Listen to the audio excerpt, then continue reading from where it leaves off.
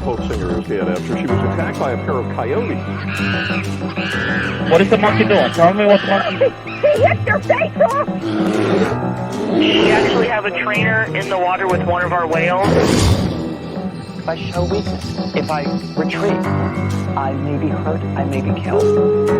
Baby Azaria Chamberlain was taken by a dingo back in 1980.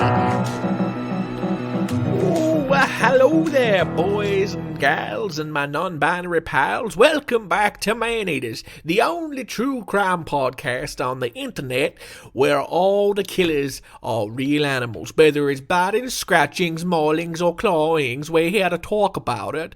Oh, get out of here. Hey, get out. Oh, what's going on? Oh, get out of here, you old weirdo. Oh, I'm so sorry, everybody. I'm so sorry, guys. That was Louisiana Jim. We keep him in the basement here. He must have got out. I'm so sorry. We really only let him out for special occasions like Christmas or Easter or the anniversary of 9/11 for some reason. He's really into that. Not really sure what's going on there. Welcome everybody back to Man-Eaters, and welcome to the penultimate, is that the right use of the word penultimate? The second last episode of the show ever. This is it. Bye. No. Unfortunately for you, the show is going to carry on. But this is the second last episode of 2023. That is right, folks. It's December. It's nearly Christmas. Is it Christmas? I don't even know when this is coming out. And it is time to take a look back at the year past. 12 months have gone by since we did our first episode of the year. We've done 40 episodes this year. Well, 40 episodes, 12 months. Tens of thousands of streams, and it's all thanks to you guys. Thank you for listening to the show. I thought it might be a great idea to take a trip down memory lane, as it were. So we're going to look back at, in my opinion, what are some of the best episodes of the year 2023, and we'll reminisce. We'll get all nostalgic. We might have a cry. You might laugh. You probably won't laugh. You might cry at how bad some of them are, but you will learn something. Unless you've already watched or listened to these episodes in the past, maybe you've forgotten some of the information. So this is a great way to sink it back into your old noggin. So kicking us off for this first part of our 2023 Best Of series, we're going to go back to the first episode released in 2023. And that is, of course, our Death in Yellowstone episode. Now, this was a very in-depth episode. I'm not sure if I'm going to play the entire clip for you now or just part of it, because I think it was like an hour and a half long episode. But we'll see. Maybe it's all just that good. Maybe none of it can be left on the scrapping room floor. Maybe it's all just gold. It's all golden mic material. No, the Death in Yellowstone series, similar to our Death in Glacier series that we did recently, it's inspired by a book. I cannot remember the name of the person who wrote the book. Hopefully I mention it in the episode itself. But it talks about all the human fatalities caused by animals in Yellowstone National Park. Not just bears, but also bison and snakes and other stuff like that. But I think bison and bears were the two big killers, literally and figuratively. They were big in stature and big in the death tolls as well. It was the first episode of 2023, like I said. A lot of research went into this one. I remember using my entire December break to write the episode for this, and it took a really long time, and thankfully you guys seem to really enjoy it. There's a lot of information to unpack here. There's some really brutal stories of some deaths. I remember one of the photographers, it was a guy who tried to get really close to a bison and got gored, and I think his spleen got torn out or something. I'll remember when we listen back to it. Some really, really intense stories. A similar story to what we reported in the Death in Glacier series a couple weeks ago, with a photographer trying to get too close to a bear, and I'm pretty sure he captures one of his last moments on film, which is pretty terrifying. So there's lots of really great information in this episode, lots of great stories, and I think it's just a great way to start off our Best of 2023 series. So let's just roll the tape. Here it is. The first episode of 2023, episode 41, I believe, Death in Yellowstone.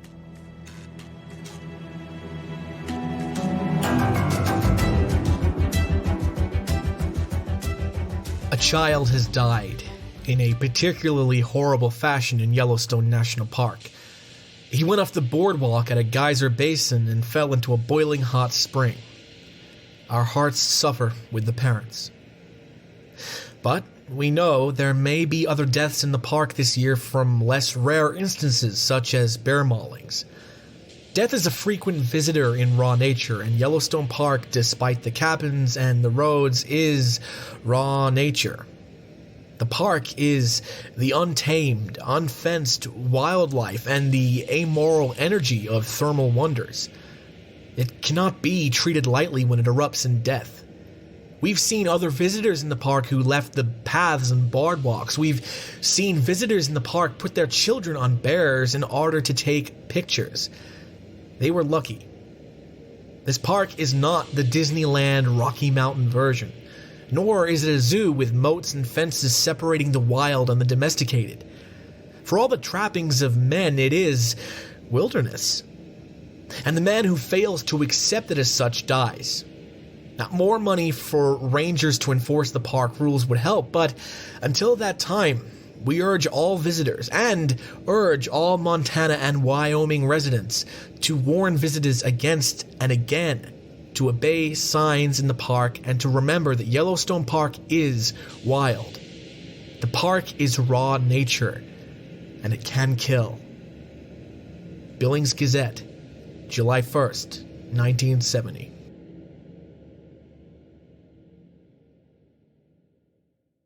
America's first national park, Yellowstone National Park, was founded in 1872 and is mostly located in Wyoming. With millions of tourists each year, Yellowstone is still one of the nation's most visited national parks. Yellowstone has a length of approximately 3,500 miles and touches portions of Montana and Idaho.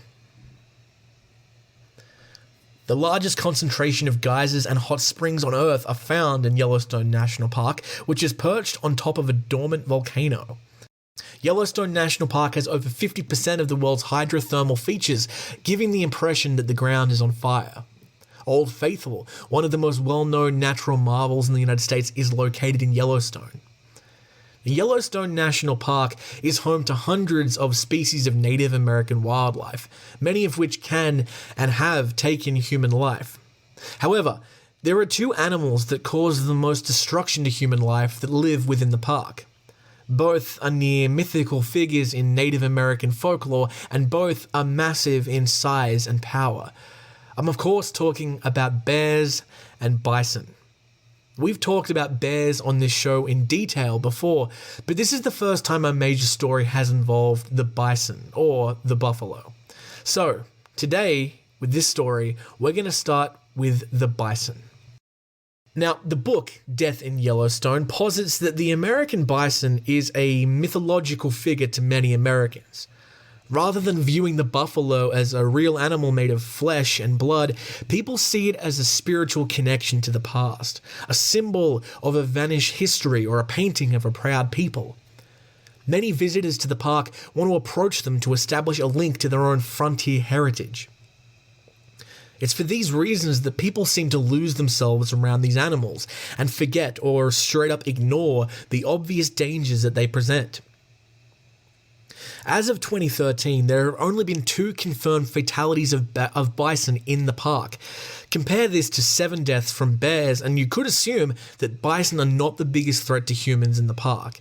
However, experts maintain that the potential for injuries and deaths from bison in the park is much greater than it is for injuries and deaths from bears. There are around 4,000 bison that call Yellowstone National Park their home, compared to only 750 bears. As such, it is far more likely for a visitor to see and therefore approach a bison. Bison are massive animals that can weigh up to 1,000 kilograms, and they are unpredictable, often belligerent creatures. They can grow as much as 3 meters long and almost 2 meters tall. They have a maximum running speed of 35 kilometers per hour and are extraordinarily powerful. There is one report of a bison in 1890 destroying a stagecoach, and park rangers have witnessed bison repeatedly charging snowmobiles in the winter months. While not a death on Yellowstone Park grounds, the following story is detailed in Death in Yellowstone and illustrates how even animal keepers can be tricked into thinking these animals are docile. On March 22nd, 1902, a 49-year-old Yellowstone poacher and animal keeper named Dick Rock, which, sorry, gotta say, great porn star name. Dick Rock was killed by one of his own bison near Henry's Lake just outside the park limits. He was attempting to show a friend of his how tame his bison had become, which also, now that I say it out loud, sounds kind of dirty. Several people had warned Dick that the bison would kill him, but he did not listen. On Saturday morning at 7 a.m. when Dick was feeding the bison, it became enraged and charged at him, pinning him against the corral, its horns piercing his body. Dick's loud screams brought several people from a nearby ranch as well as his wife. What they saw mortified them. Repeatedly, the bison pitched Dick's body up into the air, and the bison gored with its horns every time he got to the ground. The bison ripped all the clothes from Dick's body and left him with 29 horn holes. An onlooker named May Gardner remembers that when they got Dick out of there, quote, his eyelids twitched for a time or two, and then he was gone. Buffalo Jones, in the book Lord of the Beasts, said of Dick Rock, a wild animal is the most dangerous of beasts. My old friend, Dick Rock, he laughed at my advice and got killed by one of his 3-year-old bulls. I told him they knew just well enough to kill him, and they did. The story of Dick Rock is a cautionary one, as are the 2 confirmed bison fatalities that occurred within the park's boundaries. Now, even though only 2 people have died as a result of contact from wild buffalo, dozens of people have been injured. Park bison injuries included at least 11 in 1983, 6 in 1984, 10 in 1985, 4 in 1986, 2 in 1987, 2 in 1988, none in 1989 and 1990, 4 in 91, 2 in 92, 2 in 93, and at least 3 in 1994. Since 1995, the park has improved its safety record greatly because between 1995 and 2012, human injuries from bison averaged only 0 to 5 per year. Many visitors who do get attacked by bison often attempt to sue the park. However, the National Park Service only has a legal duty to warn of hidden or obvious dangers. A lawsuit brought by a woman who was injured in 1984 ended with the plaintiff losing the case. Another dangerous situation that could have led to injury arose in 1982. A bison had fallen through the ice on the Yellowstone River in winter. Now, some well-meaning snowmobilers found it and stopped, and they attempted to save the animal with ropes and pulleys. A park ranger approached them and insisted that they stopped. This maddened the visitors, who contacted news broadcaster Phil Harvey, who lambasted the ranger and the park service on his show. As sad as it is, the National Park Service's philosophy is not to interfere with natural processes, and the bison had fallen through the ice naturally. Even though the bison was going to die, the ranger was right to stop the snowmobilers, as no bison is going to react well to humans tying ropes around it and jerking it around, no matter how well-intentioned they are. In the spring of 1992, a 70-year-old man from Pittstown, New Jersey, was tossed 15 feet into the air by a buffalo. His leg was ripped open by the animal's horn when he got too close to it. Marvin Leslie Schrader, 30 years old, of Spokane, Washington, he became the first bison fatality within the actual park boundaries on July 12, 1971. Schrader and his wife and 3 children spotted a solitary bull buffalo lying down in a meadow just east of Rush Lake that day. Schrader walked to within 20 feet of it to take his picture. The 1-ton bison stood up and charged him. It tossed him into the air more than 12 feet. The animal's horns ripped open the man's upper right abdomen and pierced his liver. With a large hole in his side, Schrader attempted unsuccessfully to rise. He then managed to lean up on one elbow and lay on the ground groaning for a few minutes while his wife and child watched him die. The bison eventually moved on. Bonnie Schrader later admitted that they'd been way too close to the bison. In the family's possession was the park's red danger pamphlet that warned visitors of wild animals, including bison. There were rumours that the Schrader family had been throwing rocks at the bison in order to try and get it to stand up. Many Yellowstone employees heard this story, including a tour guide. But it turns out these rumours are false. In reality, it was a small group of teenagers that had been throwing rocks at the bison just before the Schrader family arrived. "We got the bison to stand up," said a small girl who was in the group. So, Schrader had not intentionally agitated the bull. Regardless, it was wrong of Marvin to approach the bull so closely. The second and final bison fatality occurred in 1983. A foreign visitor was gored to death on July 31st, 1983 in Hayden Valley because, according to newspaper articles from the time, he wanted to get his picture taken with the bison. Once again, the animal was a solitary bull. Alain Jean-Jacques Dumont, 21 years old, from France, was having his picture taken about 6 feet away from the buffalo when it charged at him, tossing him 10 feet in the air. Alain Dumont had his camera up and must have seen the charge through the viewfinder. He quickly turned left, attempting to dive out of the way, and the bison's horn caught him in the right kidney, ripping him open. A tour bus driver who had witnessed the attack remembered thinking, "Oh my God, this guy's dead." The driver had recently pulled up at a popular spot to let his passengers out to look at some wildlife. He gave them the usual warning message over the bus's PA system, and when he saw Dumont walking towards the bull, he added over the intercom, "And don't do what that guy's doing."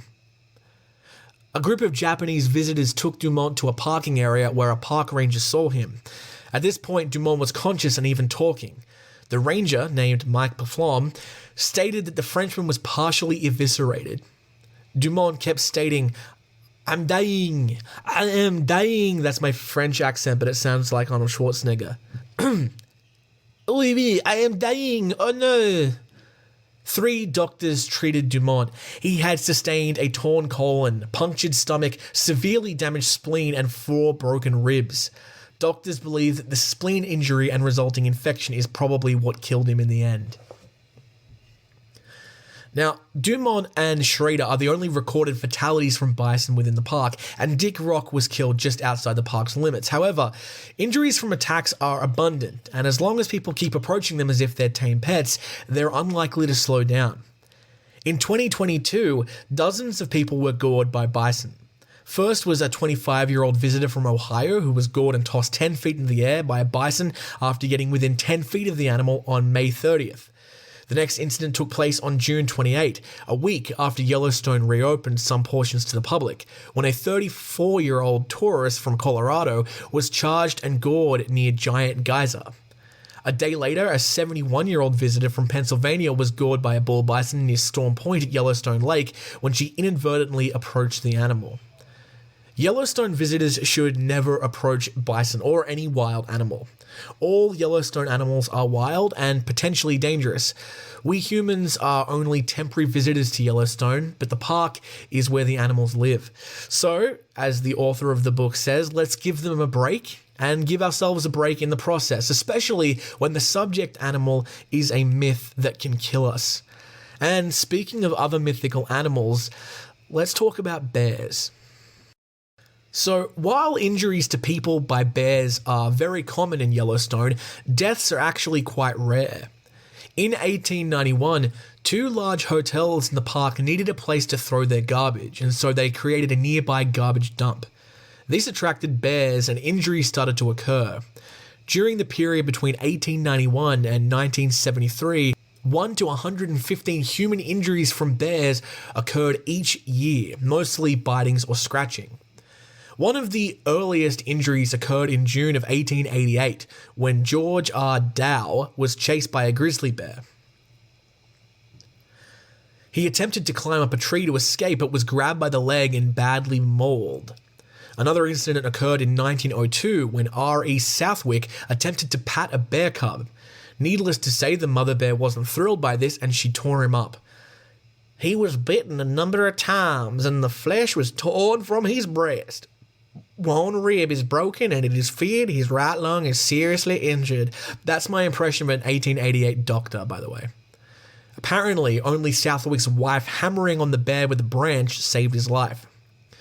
Now, in the book Death to Yellowstone, there are dozens and dozens of incidents of bear attacks that are detailed. If you want to read about those, I suggest finding the book and reading it. I'll link to it, I think, on Amazon in the description of this. It's a great book. You should read it. I'm not going to have time to go through every single occurrence of a bear attack, because if we did, this episode would be 4 hours long, and I have things to do. But there are a couple stories that I found entertaining, if not a little bit funny, in a morbid way. So this is one of the stories, and it's written very funny in the book. It's kind of it's almost like a script, and I am an actor, so I'll do some more voices for you. So here's one story about a belligerent woman in the park and her puppy. Spoiler alert: this does not end well for the pup. Okay. May I release my dog from his leash? The woman asked. No, ma'am, said the ranger, deferently. It's strictly against the rules. Oh, there seems to be rules against everything anyone wants to do in the park, she said with a petulant frown. Now, what possible reason can there be for not allowing my dog a little freedom?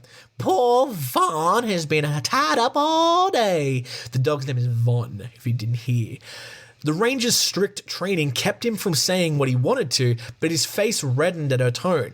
He began, lady, there are bears around here that might... She did not give him a chance to finish the sentence. Oh, if that's all that worries you, Vaughn won't hurt the bears. She reached for the snap of the dog's collar and unleashed him before the startled ranger could utter another word of protest. The dog bolted straight for an old black bear mother sitting at the edge of the forest some 50 yards away, her 2 cubs above her in the tree, lying on 2 large limbs. The old bear sat there calmly, her front legs braced in front of her, not seeming to notice the dog that had dashed madly towards her. She even inclined her head slightly the other way, as if to show how just a little of a shit this canine creature interested her. I'm embellishing here a little bit. The pup charged right up to the bear, fully expecting her to run. The bear sat motionless, and he slowed for a quick turn in order to keep from running into her. At exactly that instant, the old bear went into action. Quicker than a cat, she struck at him with one blow from her paw, sent him spinning with a broken back. She then called her cubs down and hurried into the woods. It happened so quickly that not one of the spectators moved for a few seconds. Then everyone rushed to the side of the dying dog. The owner, protesting tearfully, Why didn't you tell me? I can't understand why such terrible beasts are allowed to run at large. Why are they put where they can't do any harm? So that's a story of an innocent dog getting its back broken. Like I said, hilarious, right? No, obviously sad for the dog, but that woman sucks. And that's very sad. Another story, another dumb lady, and I've got to think of a new voice for this one. Okay, so this is another story about a lady who liked to feed candy to a bear, which, hey, Darwin Award nominee right there. Okay, lady, you mustn't do that. You've been told time and time again not to feed that bear.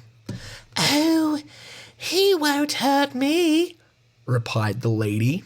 He's so cute, standing there. He's the gentlest bear in the park.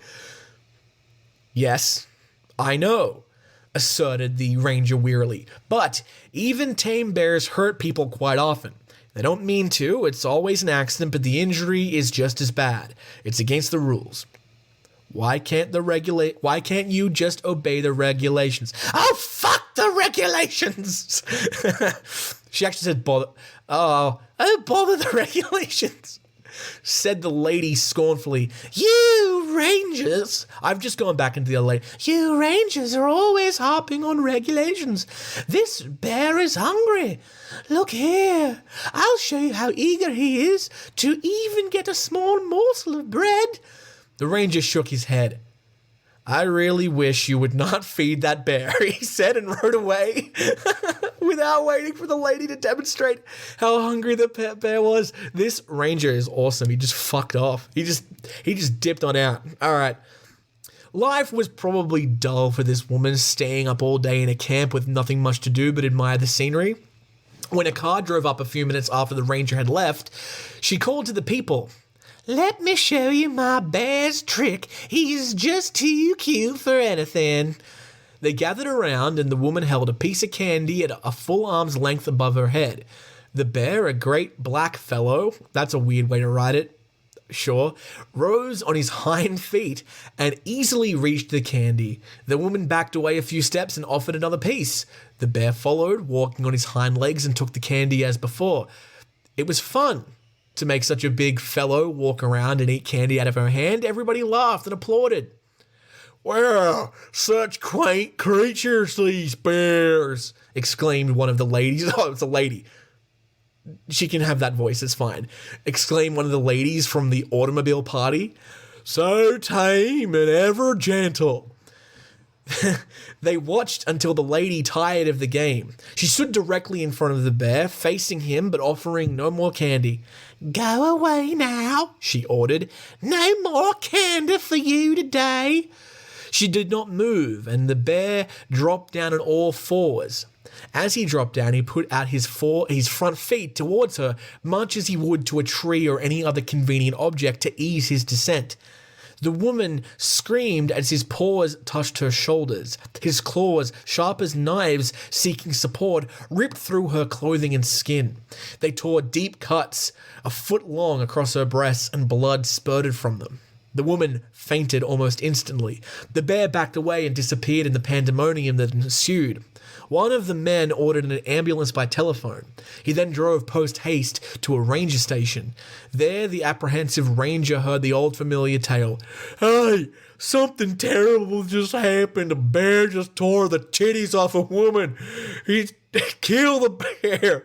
He must be killed. He is a dangerous beast. Kill that wicked bear." Yeah, so the story went, told by very people who had but a few minutes ago thought the bear was cute. So, those are just a couple fun little stories. There was one about a dog dying and one about a woman losing her breasts. Yeah. So as stated before, there have only been 7 confirmed fatalities from bear attacks in Yellowstone National Park since its inception. The book notes a few stories that may have happened, but these stories lack credible sources and information to back them up. So today, I'm just going to cover the 7 that did definitely occur. If you want to read about the other stories, definitely go and read the book. We're going to start with the first confirmed death that ever happened from a bear in Yellowstone National Park. His name was Frank Welch. So, the first reported human mortality from a bear happened in Yellowstone in 1916. On September 8, 1916, a grizzly bear dubbed Old Two Toes killed Frank Welch, who was 61 years old, a government teamster. He was delivering hay and oats to a road camp at Sylvan Pasture. Welch and 2 other laborers were camping at 10 Mile Spring at Turbid Lake at the time of the event. Welch was sleeping beneath the cart with another one of the laborers, and one of the other laborers was on top of them. Not on top of them, on top of the cart, you get me. Now, the bear, which had previously caused at least 2 injuries at a fishing bridge, arrived at Welch's camp at approximately 1 a.m. The bear woke up Mr. Delvin, who was sleeping next to Welch under the wagon. Delvin shouted, tossed some bedding at the bear, and then watched the bear seize Welch as he climbed on top of the wagon. The other 2 men tossed lunchboxes at the bear, which then let Welch go. Welch then attempted to jump on top of the wagon, but the bear charged him and dragged him down. The 2 men were successful in scaring the bear away, but when Welch attempted to climb back aboard the wagon, it seized him for the 3rd and final time. It was presumable that during this last attack that the bear damaged Mr. Welch so badly around the left shoulder, as well as on his side and abdomen. Welch's left side had 2 ribs cracked and muscles ripped away. His left arm had been ripped and horribly mutilated at the shoulder. He had 2 or 3 deep slashes across his right leg, and the bear's claws had perforated the lung from behind. The bear had reportedly stripped the flesh off one of Welch's arms, chewed through one of his lungs, and partially disemboweled him, according to reports of the tale. Now, the injured Mr. Welch was eventually transferred to Fort Yellowstone, where he unfortunately died at 8:10 p.m. on September 11th. September 11. Coincidence? Later, the bear returned to munch on the hay surrounding Welch's wagon. Fred Muse and his road camp crew had set up a bear trap. This is good. They piled debris or rubbish in front of an upturned barrel with a stick of dynamite in its opening. The dynamite was then fused to an electric battery, and when the bear started eating the Teamsters blew him up, breaking every bone in his body. That's a quote. That's a direct quote from one of them. Frank Welch. Oh, this is a wild part of the story, and I'm actually very concerned at the people from the 1910s. Frank Welch was apparently sleeping on a slab of bacon at the time of the occurrence, according to Horace Albright, who was one of the creators of the new National Park Service in 1916. Now, the author says that such a declaration delivered 46 years after the occurrence would normally not be trustworthy. According, though, to a third newspaper version, one of the other men tried to divert the bear by tossing bits of bacon at it, and the bear briefly stopped attacking to eat the bacon, so bacon was present. Now, apparently, Welch slept with bacon under his pillow every night, which explains the bear's approach. The man was most likely provoked when the bear touched him, and then the bear got scared, and so it appears that the bacon combined with Welch's resistance is what killed him. Today, a lone wooden headstone in Mammoth Soldiers Cemetery marks Welch's burial. It's the only marker that's made of wood in that cemetery, and it's very badly eroded and should be rebuilt so that we do not lose this significant grave site accidentally, says the author. Now, the second human fatality in the park occurred in August 23, 1942. Martha Hansen, 45 years old, and 4 other people were staying in a cabin named Cabin 381 of the Old Faithful Cabin Camp on the night of August 22nd. Hansen, who was a nurse from Twin Falls, Idaho, left the cabin at 1:45 a.m. on her way to the women's restroom. A huge brown or grey bear confronted her as she rounded the corner of the cabin. When the woman attempted to turn and escape, the bear seized her and dragged her several steps, causing severe neck and head injuries. Hansen suffered a 6-inch incision from the top of her head to the base of her neck, another wound stretching from her nose to her right cheek, 3 more facial lacerations, and a serious bite behind her left ear. The majority of her neck muscles had been ripped loose. Hansen's screams drew her roommate, Emily Heed, I think that's how it's pronounced, Heed, to the scene, but she quickly left when the bear turned on her. Hearing the screams, many other tourists succeeded in scaring the bear away by hurling sticks of wood at it. An ambulance came a few hours later to bring Hansen to Mammoth Hospital, but she had lost a lot of blood and died on August 27th. Traveling with Hansen was F.E. Milner, and F.E. Milner stated that the bear involved was a big brown that had been feeding out of garbage cans near the cabin during the day. The cause of the bear attack on Martha Hansen was never determined. However, it might be claimed that this episode falls under the heading of a sudden encounter, also known as a surprised bear. A surprised grizzly bear is a deadly animal, which is why backpackers and trekkers in Yellowstone are advised to make noise. And like virtually all of the bears implicated in human deaths in Yellowstone, this bear was acclimated to human meals. 2 years later, U.S. President Franklin D. Roosevelt approved legislation providing $1,894.95 in compensation to Christine Hansen, Martha's mother. A prior legislative measure had provided money to a Yellowstone Park tourist for a bear injury, that of Margaret Constable, who got $10,000 for bear injuries in 1929. In addition, the park settled for a $2,000 tort suit for a bear bite in 1958. Payment of cash through these compensation bills may have been a poor precedent setting for the government, as a paper trail was formed without the need for fact-finding litigation. getting the ear of a congressman was the only way an aggrieved party could gain compensation until Congress created the Federal Tort Claims Act in 1946, because the federal government enjoyed immunity from such actions previous to that time. Now, the author goes into a lot of detail soon about the danger of these legal cases, people suing over animal bites and not taking responsibility for themselves, and courts essentially not knowing all the details and making these legislative changes that really can affect the park. And I'm not going to go into a lot of that. If you want to read that, you can go and read the book. But the next fatality had a huge impact in terms of like legal cases. However, following the park's third human tragedy involving a bear, the Harry Walker case, this established compensation method proved ineffective for private claimants. Instead, the subsequent litigation was lengthy, complicated, and costly. Harry Eugene Walker, 25, of Anniston, Alabama, and his friend Philip Bradbury, nicknamed Crow, hitchhiked into Yellowstone National Park from the North Gate on Friday, June 23rd, 1972.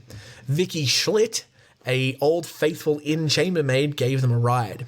They did not get the normal warning material handed out to arriving guests because they were hitchhiking. Schlitt, on the other hand, stated afterwards in an investigation that she had warned the men of bears and advised them to go to the ranger station. When Walker and Bradbury arrived at Old Faithful, they did something very stupid. They strolled across the thermal region boardwalks and set up an illegal tent on a forested slope above Grand Geyser. Madison Junction, 16 miles distant, was the nearest authorized campsite. Despite Schlitt's cautions, they went forward with it. Walker and Bradbury were also informed by an Old Faithful acquaintance that they were camping illegally, but they remained there on Friday night and all day Saturday. On Saturday night, June 24th, the two men drank at Old Faithful Inn before returning to their tent. At the camp, it was early Sunday morning. They were startled to find a grizzly bear digging through the food they had left spread all around their unauthorized campground. The food was the first straw, and the sudden meeting with the two men evidently is what scared the bear, prompting it to defend its food supply. Food supply, nice. When Bradbury noticed the bear charging barely 5 feet away, he dived to his left and tumbled down an embankment. Walker shone his spotlight at the bear, and at the same moment, while Bradbury raced screaming across the thermal region, it charged Walker, pulling him away. Now, the author notes, in retrospect, Bradbury is very fortunate to have not fallen in a hot spring and drowned or burned to death in the midst of his panic. Walker screamed, "Help me, Crow! Help me!" And then there was stillness. Bradbury collapsed on the floor of the Old Faithful Inn, yelling, "Bear! Bear! A bear has my buddy!" Walker's corpse was discovered at 5 a.m. by rangers. The bear had eaten about a quarter of it. Walker died of asphyxiation as a result of extensive tracheal injury. Furthermore, his entire pelvic area was gone. A grizzly bear was later captured, killed, and studied there. Human hairs were discovered on its claws and in its digestive tract. Walker was recognized as the owner of these items. The bear was a 20-something-year-old sow weighing 232 pounds, and he had a history of rubbish eating. Some onlookers suspected that the elderly sow's injuries to her foot pads and teeth had something to do with the attack. Walker's parents filed a lawsuit against the National Park Service and Federal District Court in California, arguing that he had not been sufficiently informed of the hazard, and was awarded $87,417.67 in damages. The National Park Service filed an appeal, and the verdict was overturned. The family attempted to reclaim the funds through legislative action, as did the Hansons previously, but they were unsuccessful. The Walker event was the final nail in the coffin for allowing bears to feed along Yellowstone's roadways. The park's final open-pit rubbish dumping was closed in 1970 at Trout Creek, and now the National Park Service increased the transportation they had began in order to wean all roadside beggar bears off the human food diets. When human goods are included, normally reclusive bears sometimes outgrow their fear of men. The NPS realized that a more natural bear is a less dangerous bear. The twin assaults in Glacier National Park in 1967, as recorded in the book Night of the Grizzlies, had already established that fact in the minds of park management, and now Yellowstone had its own evidence. In 1984, the park's fourth human fatality with a bear occurred. It was a young woman from Switzerland this time. Ranger Gary Youngblood was on duty at Canyon Ranger Station on July 29, 1984, when a female hiker entered the office. She was approximately 5 feet 5 inches tall and weighed about 120 pounds with black shoulder-length hair. Youngblood gave the lady a backpacking permit for the night of July 10th at Site 5B1, north of Fern Lake. He warned her against trekking alone in Yellowstone territory, as well as telling her about the bears in the area. Brigitte Claudia Friedenhagen, 25, of Basel, Switzerland, seemed clever and spoke near-perfect English according to Youngblood. 42 District Ranger John Lounsbury, who was seated in the adjacent office, recalls Youngblood providing her with valuable bear information. Brigitte's brother Andreas Friedenhagen reported to Lake Area Ranger Mark Marshall on July 31st at 6 p.m. that his sister had failed to meet him and his wife at the Pelican Trailhead as planned. A search began with 2 people trekking through Pelican Valley, and Ranger Marshall began a horseback sweep of the area the next morning. Marshall arrived at Brigitte's tent about 10:30 a.m. Something was there that frightened his horse. The horse would only allow him to come within 20 feet of the tent. He saw immediately that the tent flap had rip marks at the door and discovered an undisturbed sleeping pad, parka, and other stuff inside. As I approached the tent, Marshall wrote, I observed fragments of hair and scalp as well as a few small chunks of muscle, bone, and tissue. There was a sleeping bag nearby. He radioed for help before continuing his hunt for Brigitte. He didn't find her, but what he did discover was her food storage 30 yards away. A bear had torn it down and the food had been consumed in part. Ranger Dave Spirites and Tim Blank from the Lake Ranger Station were helicoptered to the spot at 12:07 p.m. and began a quick investigation of the area. The Rangers were disheartened when they discovered a piece of Brigitte's lip near the sleeping bag. They looked for clues in the region between the route and the lake. Because recent thunder showers had washed away any evidence, the Rangers swept north for approximately a quarter mile. They discovered a bloodied item of clothing around 12:57 p.m. A trail of bloody clothes and human tissue led them from there to discover Brigitte Fregenharder's body, 258 feet from her tent. The bear had devoured a large portion of it. The Rangers resumed their inquiry, shaken by their discoveries. The blood on the tent and the puncture in the woman's sleeping bag suggested that the bear had torn the tent and pulled her out while she slept, either by the left side of her neck or by the top of her head. There was no trace of a struggle. Her hiking clothes were neatly folded inside the tent, and everything else was undisturbed.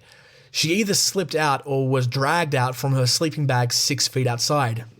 Rangers discovered a rectangle of discolored grass about 20 feet northwest of the tent where significant blood and tissue had been dropped, and this was determined to be the location where Friedenhagen died. Because she was struck at the neck and face first, Rangers concluded that she died swiftly, perhaps without even waking up. The bear had climbed 12 feet up a tree to reach the woman's food cache, exactly the same manner in which she had placed it. Both of her climbing marks and the bear's claw prints were visible. The majority of the food stockpile had been consumed. The tree climbing marks and other evidence pointed to a light-colored subadult male grizzly. The Rangers and autopsy personnel tried to piece together what had occurred. Friedenhagen had gone 8.5 miles, camped many miles short of her designated campsite, heated water for tea, and dined on a pre-cooked or cold meal. She had hung her food properly, organized in her clothing and other belongings, climbed into her sleeping bag with her feet facing east and her head towards the lake, and was obviously asleep when the assault happened sometime after 10:30 p.m. on July 29th. The bear was never found nor recognized. It likely fled the scene within 12 hours, since the woman's body was not semi-buried, as feeding grizzlies sometimes do, and there was no scat around the body. The The rangers discovered feces containing human bones many kilometers north and east of the location and concluded that the bear had returned to feast on July 31st. Rain had ruined most of the evidence. In fact, it was most likely raining at the time of the attack or immediately thereafter. Now, in the end, no one knew for certain what the cause of this incident was. The victim had not been menstruating at the time. The tent did include 2/3 of a 100-gram chocolate bar wrapped in a pack. Lip salve, microrin tablets, and a butane cigarette lighter were also among other potentially stinky objects in the tent. If the bear was drawn to these goods, it may have felt safe because Friedenhagen was hiking alone, which is frowned upon in Yellowstone territory and was perhaps her worst error. Even though significant thunder and lightning had been reported in the region for several days prior, no one knew what caused the onslaught. The woman's hanging of her food, possession of 4 bear warning leaflets supplied to her by Ranger Youngblood, bear bells in her tent, and signing at a trail register where 3 bear warning signs were posted, all proved to her knowledge and care for bear precautions. In reality, when searching through Brigitta's possession on August 2nd, her brother and sister discovered a notebook in which Brigitta had written a diary-style message entry at the time at the campsite. The entry mentioned that she had taken all possible measures. William J. Tesinski, like Friedenhagen, was alone when a Yellowstone Park grizzly slaughtered him on or about October 4th, 1986. Tesinski, a 38-year-old auto mechanic from Great Falls, Montana, was an ardent wildlife photographer as well as an accomplished woodsman and hunter. Chief Ranger Dan Sholey of Yellowstone National Park had described him as being cocky, self-assured, and used to obtaining what he wanted. He had been described as being able to keep up with most people in his outdoor activities. In fact, he typically traveled alone since he believed most people couldn't keep up. His attitude towards hiking alone proved to be his undoing. Tesinski had some success in selling his nature photography, but he hadn't yet photographed a bear, and he was desperate to do so. On or around October 4th, Tesinski became aware of a grizzly bear, Bear 59 in park terminology, frequenting the Otter Creek region near the Yellowstone River. Tesinski began stalking the bear alone, leaving his car in a pullout on the main road and carrying his camera and tripod. And we'll never know how or when he approached the sow grizzly. However, his dying moments must have been terrifying, as he most certainly battled, at least for a short amount of time. Bear 59 was a semi-habituated bear, meaning it had some interaction with humans and human foods. But she'd never approached a human aggressively before. She had 2 cubs when the park transferred her to Cub Creek earlier that season, but they were gone by October. She was also extremely hyperphagic, anxious to gain weight before the winter. Tesinski, it appears, stepped the line between being a nuisance photographer and being a possible threat or food source.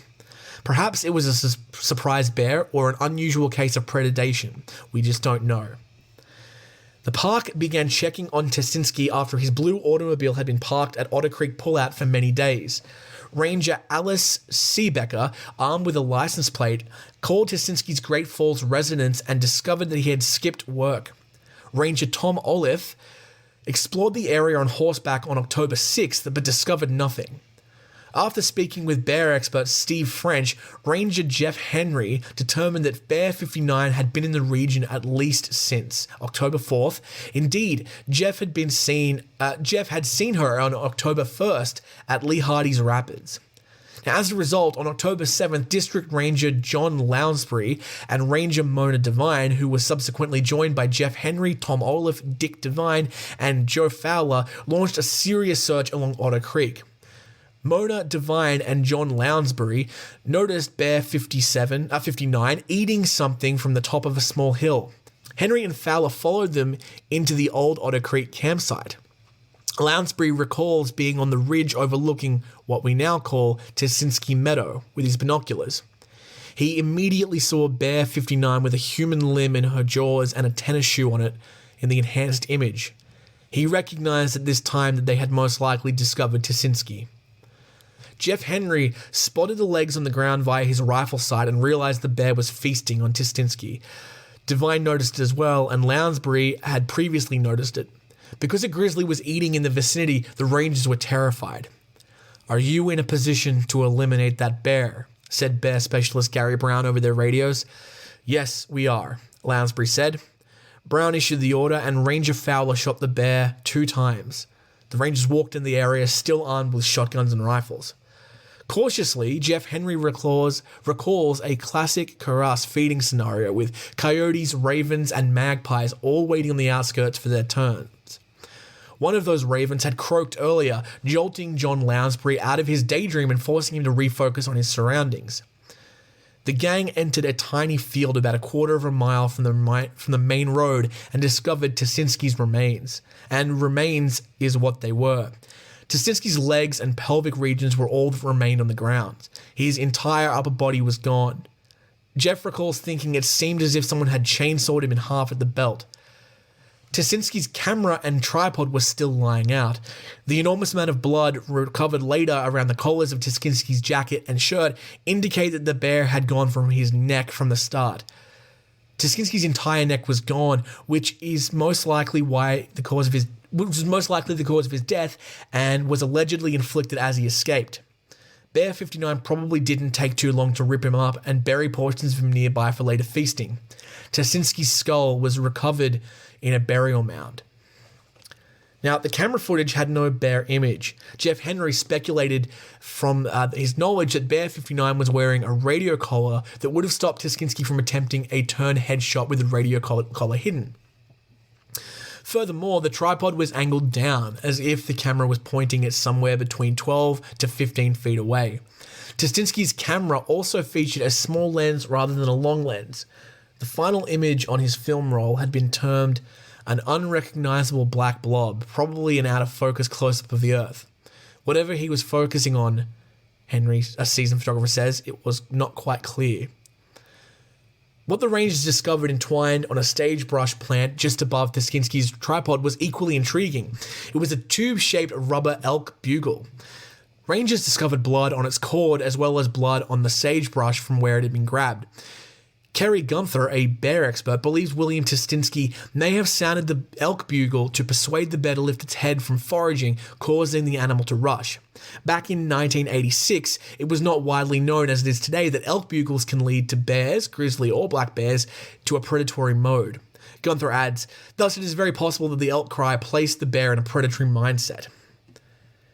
A park board inquiry ruled that Tasinski was killed because he was attempting to photograph a grizzly bear at close range, and that the animal located near his remains was likely the one that killed him. Tasinski most likely turned around and raced towards the road, but the bear grabbed him from the neck from behind and killed him. The bear then dragged Tasinski back across the camera tripod, the bear's body or Tasinski's body bending one of the legs of the tripod, leaving a considerable quantity of blood in the drag path.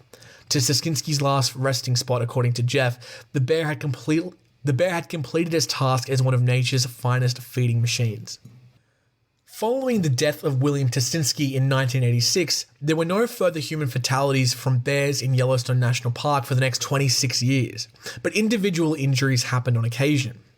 Then, in 2011, 2 tourists to the area were killed by grizzlies in separate incidents. Never previously in the park had 2 documented bear-related human deaths occurred in a single season. On July 5th, 2011, Brian and Marilyn Matayoshi of Torrance, California, entered the park through the south entrance, spent the first day viewing Old Faithful, then returned to Grant Village to camp. It was their 4th visit to Yellowstone, but they'd still never seen a bear before. On July 6th, they traveled to Canyon for hiking, with Brian insisting on trekking on an unpaved path. They parked at the Wapiti trailhead near Chittenden Bridge, and started hiking at 9:30 a.m.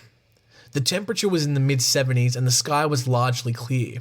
Brian, 57 years old, and Marilyn went past the NPS signboard, which stated, "Danger, you are entering bear country," and included directions on what to do if they met a bear. A warning on the same huge board said, "Warning, July 3rd, 2011. Bear frequenting area. There is no assurance of your safety when hiking or camping in bear territory." Brian and Marilyn did not have bear spray. Because the Howard Eaton Trail to the south was closed due to an active wolf den, they picked the Clear Lake Trail and went east to the lake. They then returned to the Clear Lake/Wapiti Lake Trail junction and continued on the Wapiti Lake Trail south and east. Around 10 a.m. near Wapiti, they came across a photographer who pointed out a grizzly sow and 2 of her bear cubs feeding in a meadow to the south. He gave them his binoculars to look at the bears, but they appeared far away, like boulders in the field, according to Marilyn. They stood there for a few minutes observing the bears, taking some photos, before Brian and Marilyn continued on their journey. They arrived at a body of water that she didn't recognize and turned around at 10:40 a.m. They saw no other hikers, as is usual in Yellowstone. Only 1.4 miles from the Wapiti trailhead and in an open area, they witnessed 3 bears 100 yards distant. It was a little patchwork of meadows and dry thermal zones crisscrossed and surrounded by tree fringes. Marilyn believed that Brian noticed the sow first, but she couldn't recall if he saw the cubs. They immediately turned around and began walking east into the forest, frequently checking back to see if the bears were there. When Marilyn noticed the sow's head pop up dangerously close to them, she cautioned Brian. When the bear charged at them, Brian cried, "Run!" Marilyn subsequently told rangers that they yelled and shouted at this moment. She heard Brian call out as they were sprinting into a tree corridor between 2 tiny pastures. She turned in time to witness the bear attack him as he was standing, tugging him and knocking him down. The bear cubs were growling behind their mother, but she didn't see any more. Marilyn found her way down to several downed trees with projecting branches that provided some shelter. She had no idea how she ended up on the ground. As she struggled to get her bearings, she noticed the bear at Brian's body, staring at her. She knelt again, covering her head or neck with her arms and hands. The bear swiftly approached her, and she felt the terror of it tugging on her backpack. It pulled her off the ground with her backpack before dropping her. It was gone in an instant. The incident happened between 10:45 and 10:51 a.m., lasted less than a minute, and the 2 people ran more than 173 yards from where they initially noticed the bears. Marilyn staggered up to her husband, noticed that he was badly bleeding, and considered using a jacket as a tourniquet on his leg. She heard a long sigh escape from Brian, and she subsequently told police that she knew at this moment her husband was dead. She somehow found the presence of mind to drape 2 dark-colored coats over him. It had occurred to her that the bear may still be close, so she started shouting for assistance.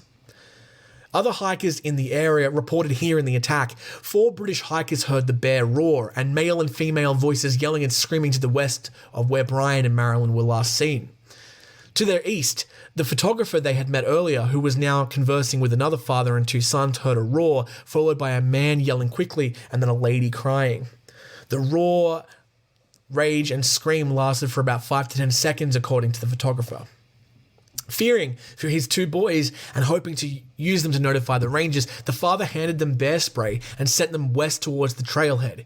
He chose to stay with the photographer since he was a trauma surgeon. When the 2 lads got a mobile service while trekking, they contacted 911, and the communications center of the park received the call at about 10:51 a.m. The boys also encountered a huge trekking party and informed them of the presence of bears in the area. That party proceeded east to the father and photographer, who verified an event of some sort.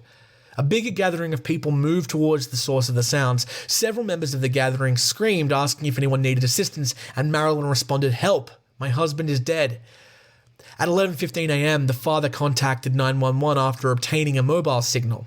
Marilyn also attempted to call 911 a few minutes later at 11:09 a.m., and several times after that, but had been unsuccessful. Officials at Mammoth had warned the father that aid would be shortly there, and that he should not enter the site ahead of them, but rather wait for the rangers who were already trekking close. Meanwhile, Marilyn had already started heading west. Rangers first attributed Brian's death to penetrating and blunt force wounds caused by grizzly bear mauling. Later, detectives revealed that Brian Matayoshi had a femoral artery bite puncture, a large avulation of his forehead extending into his scalp, and perhaps a deadly blunt force injury to the chest or abdomen, and several biting and clawing injuries.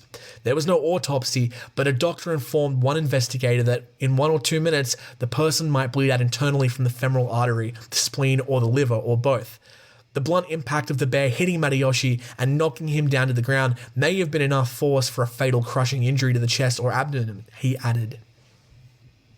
The park's second human fatality in a single summer, and the final one on record, occurred on August 25th, 2011, and it left Yellowstone officials, visitors, and supporters aghast and dispirited.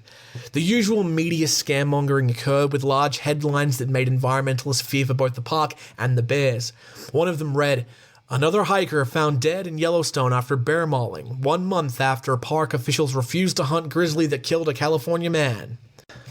John Lawrence Wallace, 59 years old, of Chassell, Michigan, had been warned about the dangers presented by grizzly bears in Yellowstone, but told an official who was giving him the warnings at a campground that he was a grizzly expert who did not need the safety lecture. Wallace was a trained librarian who had spent 18 years working at Portage Lake District Library, Houghton, in Michigan, and he was also the building superintendent there. Friends called him a kind and gentle individual who loved books and being outdoors. A family member stated that he had left a voicemail for them earlier saying that being in Yellowstone was like being in heaven. John Wallace arrived alone in Yellowstone on August 24th, 2011, and camped at the Canyon Village campground, where he received standard bear warnings from a campground official and made the statement noted earlier. The next morning, he parked his green Jeep at the trailhead in Hayden Valley near Autumn Creek and began hiking on the Mary Mountain Trail. A sign at the trailhead warned hikers that they were entering bear country, encouraged to carry bear spray, and discouraged hiking alone. Wallace carried no bear spray and he was hiking alone. He proceeded southwesterly through the open meadows of grass and sagebrush with only patches of timber for about 6 miles. Because Hayden Valley is an area that is historically known for high numbers of grizzly bears, only day hiking is permitted there with no overnight camping allowed. Wallace passed by an active bison carcass at Violet Creek, only 1.5 miles from the later incident site. If he had seen it, it should have made him very nervous. 3 days earlier, a hiker there had seen 9 different grizzly bears feeding on it, but did not report this until after the Wallace incident. Rangers found a second carcass only 361 yards from the incident site, along with 16 bear daybeds around it. John Wallace stopped to eat an energy bar, take a drink of water, or get something out of his backpack that was later not found in his back. Probably sitting on a log in his last moments, he must have instinctively raised one or both of his hands because there were bite marks on his right hand, large areas of bruising on his left arm, and scratches, lacerations, and punctures on his right forearm, all common with self-defense when facing a bear. But these would have occurred after the bear had already hit him because, ominously, wounds to his neck and back suggested that the bear came from behind. It probably took very little time for Wallace to die from blood loss. The bear then fed upon him and cached his body in a partial burial. The following morning, another park visitor, a retired fisheries professor, and his daughter arrived at the same trailhead at 7:30 a.m. and began hiking up the same trail. At a point on the trail at nearly 6 miles after 3 hours of hiking, the daughter saw birds circling in the air above and then observed a day pack and water bottle containing pinkish liquid. She walked closer to these objects and suddenly saw parts of a human body. She saw both legs below the knees with boots on the trail and a portion of one arm nearby. The body was oriented at 90 degrees to the trail and most of it was covered with dirt and debris. Looking at the head, she noted the hair stood up on the back of his neck, and that was obvious that the person was deceased. Fearing that there was a bear nearby, she and her father instantly turned around and hiked back down to the trailhead. 10 minutes down the trail, they met 2 men in their 20s and told them that there was a body ahead. The 2 hikers continued on after this warning, but apparently turned around later. At the trailhead, the father and his daughter noticed a green Jeep parked there and went to the Canyon Backcountry office at 1:30 p.m. to report the body. A helicopter dropped 5 rangers 2 miles west of the incident site and they began hiking east. About a mile west of the incident site, they found an adult grizzly tracks and those of 1 cub. At 6 p.m., they encountered Wallace's body lying on his left hip and back, partially buried in the manner consistent with the food caching behavior of a bear. The body had been partially consumed.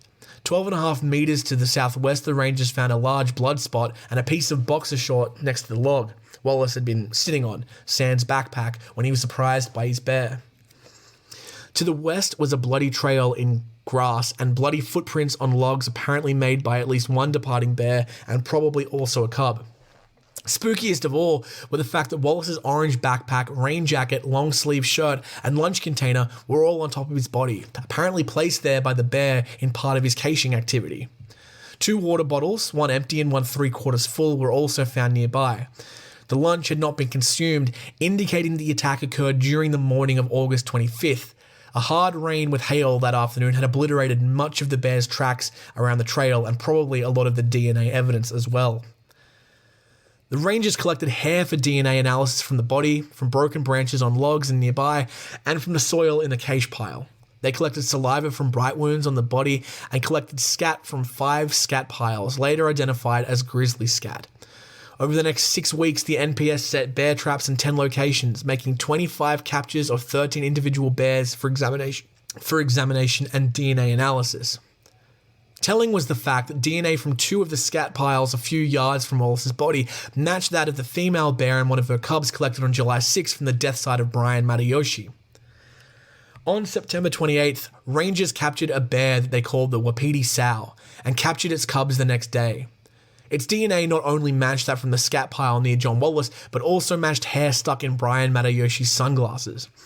Although the final report concluded that the Wapiti sow and one or both of her offspring probably fed on Wallace, the bear that actually killed him may not have been that sow, because at least 4 different grizzly bears were in the area of the body, and at least 9 bears have been in the general area.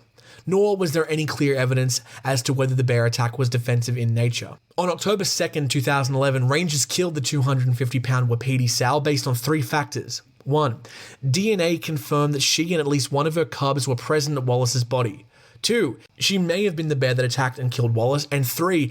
Members of this family group were very likely involved in consumption of the body.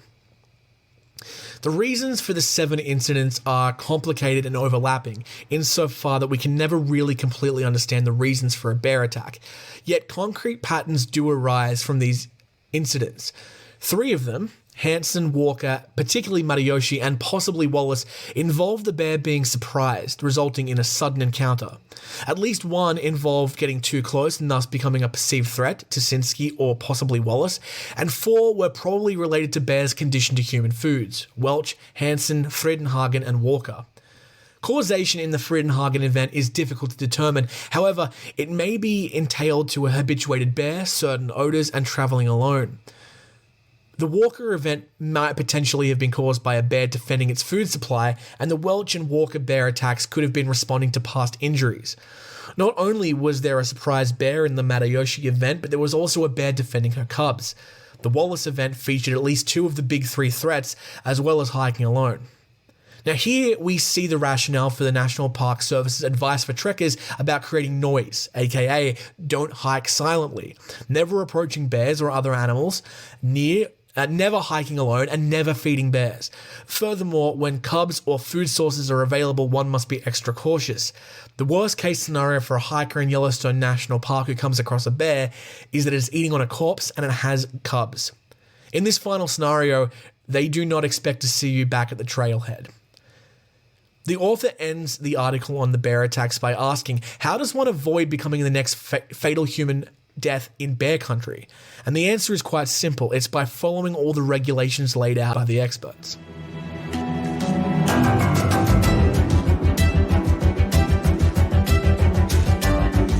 Oh boy, that was a long one, wasn't it? But I think it was worth it. It was nice listening back. Wow, things have changed. It feels like such a long time since we recorded that. And it has been in some ways. It feels more than 12 months, if I'm being completely honest. It feels like it's been, 13 months, but it has not. I hope you enjoyed that. Death in Yellowstone, one of my favorite episodes of the year for sure. I think in terms of the quality of research, definitely in the top 5 episodes we've ever recorded. And absolutely one of my favorites. So I'm glad we could revisit that one. We're going to move on to another one of my favorite episodes. This one is what episode was it? I can't remember. I will try to find the numbers for you. I believe this one was episode 47, so 6 episodes after the Yellowstone. We did an episode called Deadliest Killers in Each State, USA edition. So we did this kind of series twice. We did it for the USA, and we did it for Australia and New Zealand as well. The premise of this episode, and the other episode about Australia and New Zealand, was to go through alphabetically each state in the United States and figure out what the most deadly animal was. And we did a little bit of creative licensing here, I think, because if you are strictly just base it just off the pure numbers of people who die, like 9 times out of 10, it's a similar animal. It was like, it's a domestic dog, or it's like bees or ants or something not particularly exciting. So we did a little bit of artistic license, and we kind of, left those off the list for a few of them. Some of them, that was just the obvious answer, but for some, they were more interesting. Like, I think I remember Oklahoma. I don't want to spoil it if you haven't listened to it, but I remember Oklahoma being a really weird, interesting animal. Not one that you would expect. Definitely not a native animal. And this was a great episode. I like this format. We've only done it. We only did it like twice. We did it for the USA and for Australia and New Zealand. And I'm pretty sure I just counted New Zealand as a state of Australia, which they do not like. They don't like that. I absolutely do not like that. But we should go back and do that again. I've been thinking maybe an episode for next year could be like, what's the deadliest animal in each European country, or each, province in Canada, or something like that. That might be really interesting. Or each country in Asia or Africa as well. Africa would be a really good one. I just think there's a lot of countries in Africa. Although, is it more than there are states in America? Are there more than 50 countries in Africa? I'm going to Google it. You make your guesses now. How many countries in Africa? All right, you're going to take your guesses now. Is it more or less than 50? All right. Did you say it was less than 50? You would be correct. Not. It's 54. Apparently there's 54. So that's not that many. Algeria is the largest country by land area and by population. Nigeria is the largest. Very interesting. Well, maybe that is a good choice. Maybe that's an episode we do. I'll write that on the list. The Africa's most deadly. That's a great title. Okay. Well, I've got a little ahead of myself there and have started planning a future episode, but let's look back at a past episode. This is the deadliest killer in each state, USA edition. So we're going to go through all of these states alphabetically. Of course, there's no other way to do it. I guess we could do it by population. That doesn't make any sense. We're going alphabetically. Now, the first state alphabetically, of course, is Alabama, a state known for, I can't even say an answer without being mean. I was going to say not being educated, but that feels a little mean. I'm sure there's plenty of nice, intelligent people in Alabama. So, what is the most deadly animal in Alabama? This one's a little bit of a curveball a little bit. The consensus, the data states that the most deadly animals in Alabama are, in quotation marks, other mammals. So here's what that means. The data shows that there have been 56 animal-related deaths in Alabama from 1993 to 2003. It's the 21st highest number in America. And while the data doesn't break down the type of animal attacks by state, it does break down by census district, which lumps Alabama together with Mississippi, Tennessee, and Kentucky. In terms of sheer numbers, the most dangerous animals for these states are classified as other mammals, meaning cows, horses, pigs, raccoons, and other hoofed livestock. So the same animals that you can find hanging out on the farm with Old MacDonald are also the most likely ones to fucking kill you, especially if you live or work on or near a farm. There are 102 deaths attributed to these other mammals from 1990 to 2013. There is a little bit of a breakdown from the census in these districts as well. So other mammals obviously killed 102, as we said, but other people were also killed by bees and wasps, dog attacks, which we've come to expect, spiders, scorpions, and other bugs, and 12 people died from snake bites. So that's Alabama. We're moving up north now to the frigid, frosty, frozen, fucked wasteland of Alaska. So in Alaska, there's a few animals that can cause a significant amount of pain and misery. And I've found that the most likely culprits are dogs, obviously, bears, and moose. Moose, eh? So when you think of deadly animals, you probably don't think of dogs, but unfortunately Alaska has one of the highest rates of dog-related fatalities, especially for young children. Several non-profits are fighting to change the risks associated with aggressive dogs, hoping to make deaths caused by dogs a thing of the past. Unfortunately, that is not going to happen. As long as people are living in close proximity to any kind of animal, accidents will happen. But yeah, there are other animals in Alaska that are more exotic that can cause harm to your body and soul. So a recent study, this is interesting. Obviously, Alaska is the only state in the United States where polar bear attacks are possible. Between 1870 and 2014, there were 73 attacks from polar bears. 63 of these left injuries, and 20 of them were fatalities. In a study of bear attacks in Alaska between 2000 and 2017, there were 68 bear attacks that resulted in 66 hospitalizations and 10 human deaths. Of the 66 attacks, they were able to identify the bear in only 49 of the cases, and 47 of the 49 were grizzly bears, aka brown bears. Of the 10 fatalities, 7 were for grizzly bears, and only 3 were from black bears. A couple of attacks led to multiple fatalities. When you consider that 13 of the attacks were work-related, i.e. they were rangers or police officers or safety officers or tour guides, and another 15 were actively hunting the bears, it is less likely, obviously, for an average person to encounter a bear. There's actually only one ever recorded human fatality from a Kodiak bear in Alaska, which was recorded in the last 75 years. So obviously bears are a little bit of a threat, but a much more prolific threat to your life in Alaska is the moose, because it has a high moose population. Mooses or moose? I think it's meese. Moose collide with vehicles on a regular basis and cause property damage and minor injuries. However, between 2000 and 2010, there were 17 moose-related major injuries. The animals' large bodies put them right around the height of an average windshield, which means they are at the eye level of the passengers in the vehicle. A recent example comes from a man named Michael Rook of Chugyak, Alaska. He was driving along a highway in September of 2017 when he hit a moose and his car rolled off the road.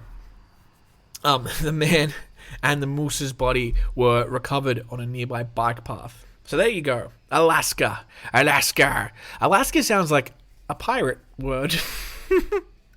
I don't even know what's going on in this episode. I'm just in a bit of a weird giggly mood. Okay, we're going to move on to our next state, which is Arizona. Arizona, one of the few states where I actually have met someone from Arizona. I met a lovely man from Arizona a few years back. In Arizona, the animal you are most likely to be killed by are killer bees, which sounds very dramatic.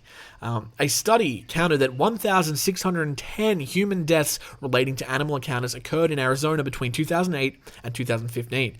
Of those, 478 were killed by bees, wasps, and hornets. 272 were killed by dogs. The most common fatal animal encounter, with 576 deaths, involves other mammals, which we explained before, includes horses, cows, other hooved animals, pigs, raccoons, and other mammals. But one of the other dangers is the Africanized honeybee, which is a hybrid animal created by crossbreeding the East African lowland honeybee with various European species of bee. It was initially introduced in Brazil in 1956 in an attempt to improve the production of honey, but with the escape of 26 swarms a year, it later resulted in their spread to other parts of South America and decades later to North America. The killer bee, the Africanized honeybee, has a fearsome reputation due to its highly defensive nature and its quick reactions, reportedly chasing a human for more than 400 meters in some case. The killer bee has killed more than 1,000 people, delivering 10 times more stings than their European counterparts. A swarm of this species can also kill a fully grown horse, amongst other animals. These bees typically guard the hive in greater numbers and are therefore more likely to migrate and abscond than other species, increasing the likelihood of an encounter. Although Africanized and European honeybees may have the same venom, the former attacks in larger swarms and delivers a lot more stings. The side effects of a sting of an Africanized honeybee includes nausea, vomiting, inflammation of the skin, headaches, and weakness, amongst other ailments. In several cases, victims can also suffer from an increased heart rate, respiratory problems, and kidney failure.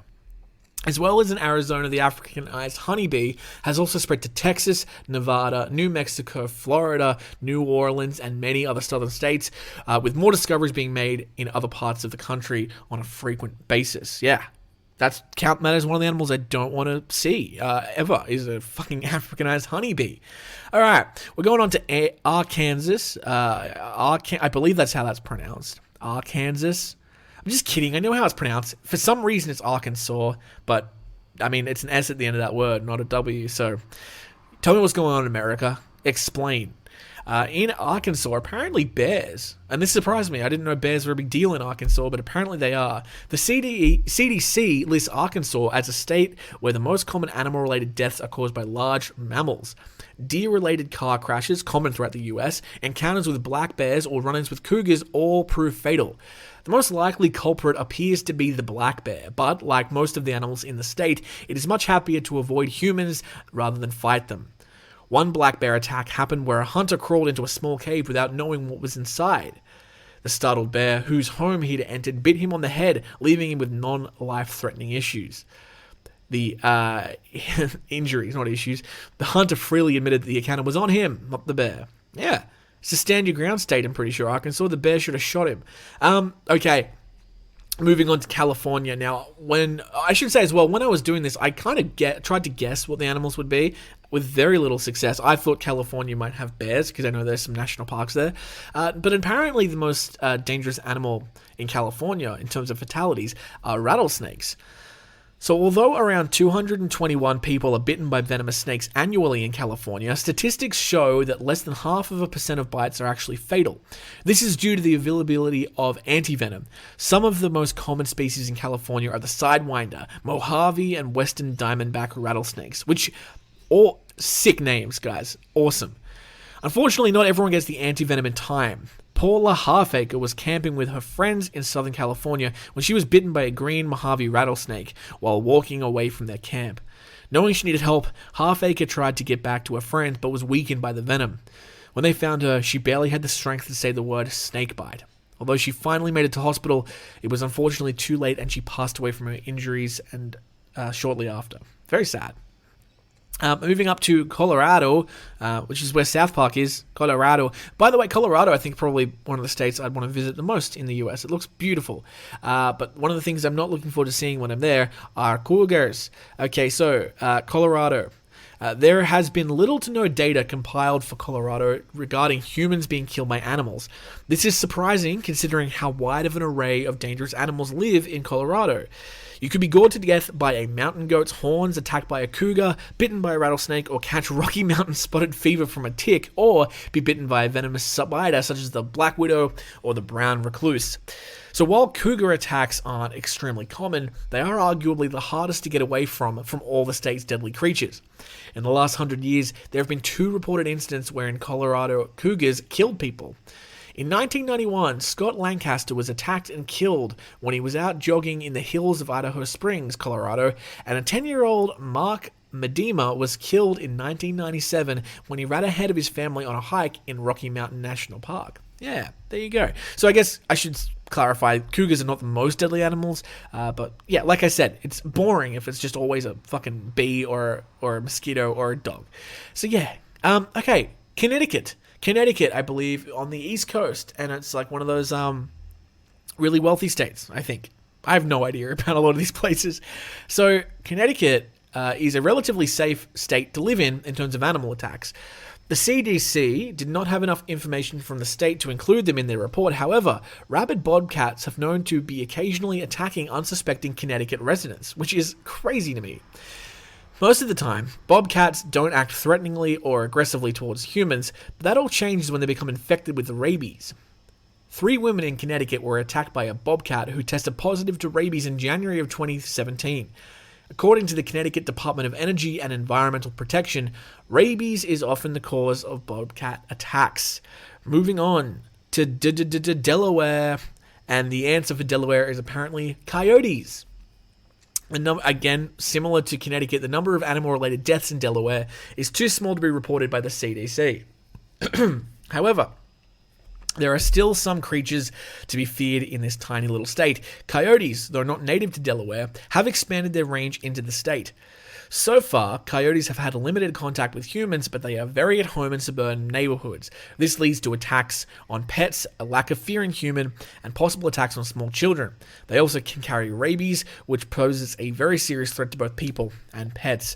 So yeah, no one has been killed, I guess, in Delaware from coyotes, but you know, we did cover Jody Mitchell, who was the first human fatality in recorded history of a coyote attack a while ago. And yeah, they're not innocent creatures. They're not, well, I mean, they're innocent, but they're not completely docile. They will attack you, and they can kill.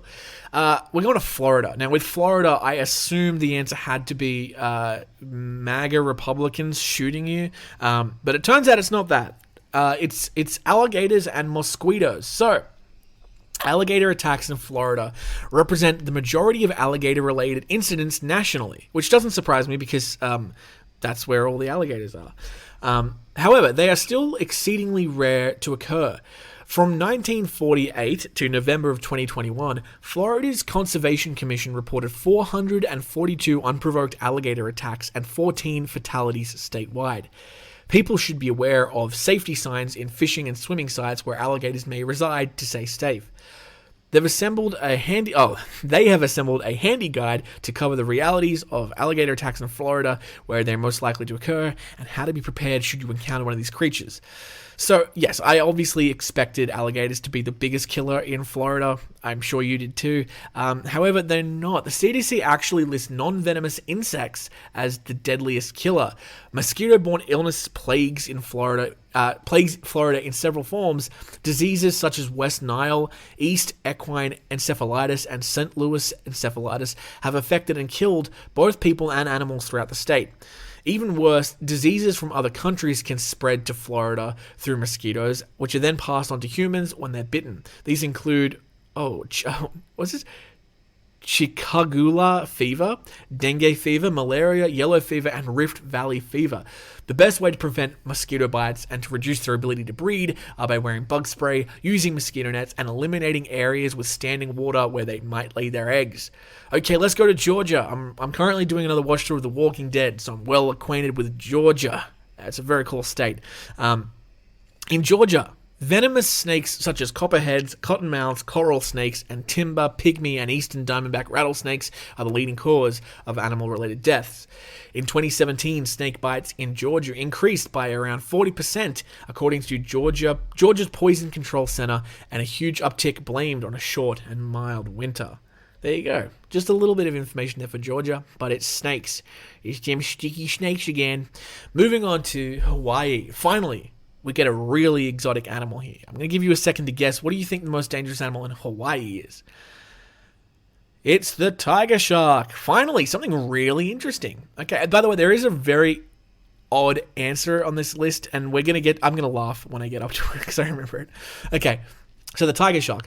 Although the CDC didn't have enough information to compile animal-related deaths and statistics for Hawaii, there are dangers in the water that you'll want to avoid.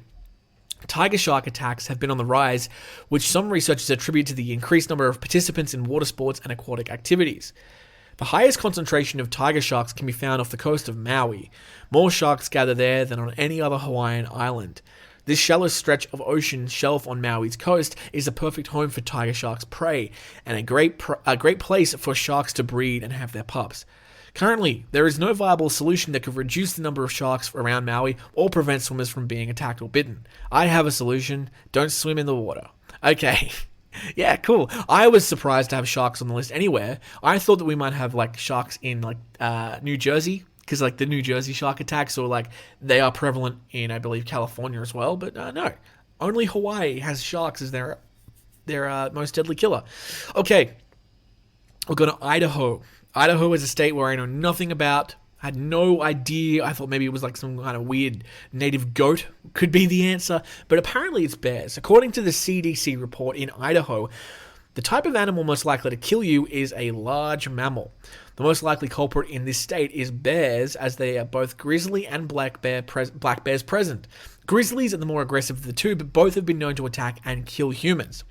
One local woman can attest to the danger of encountering black bears. In 2017, she was attacked on a hiking trail in Priest Lake, Idaho. She had 2 leashed dogs with her, which might have provoked the bear, as it was later revealed to be protecting cubs.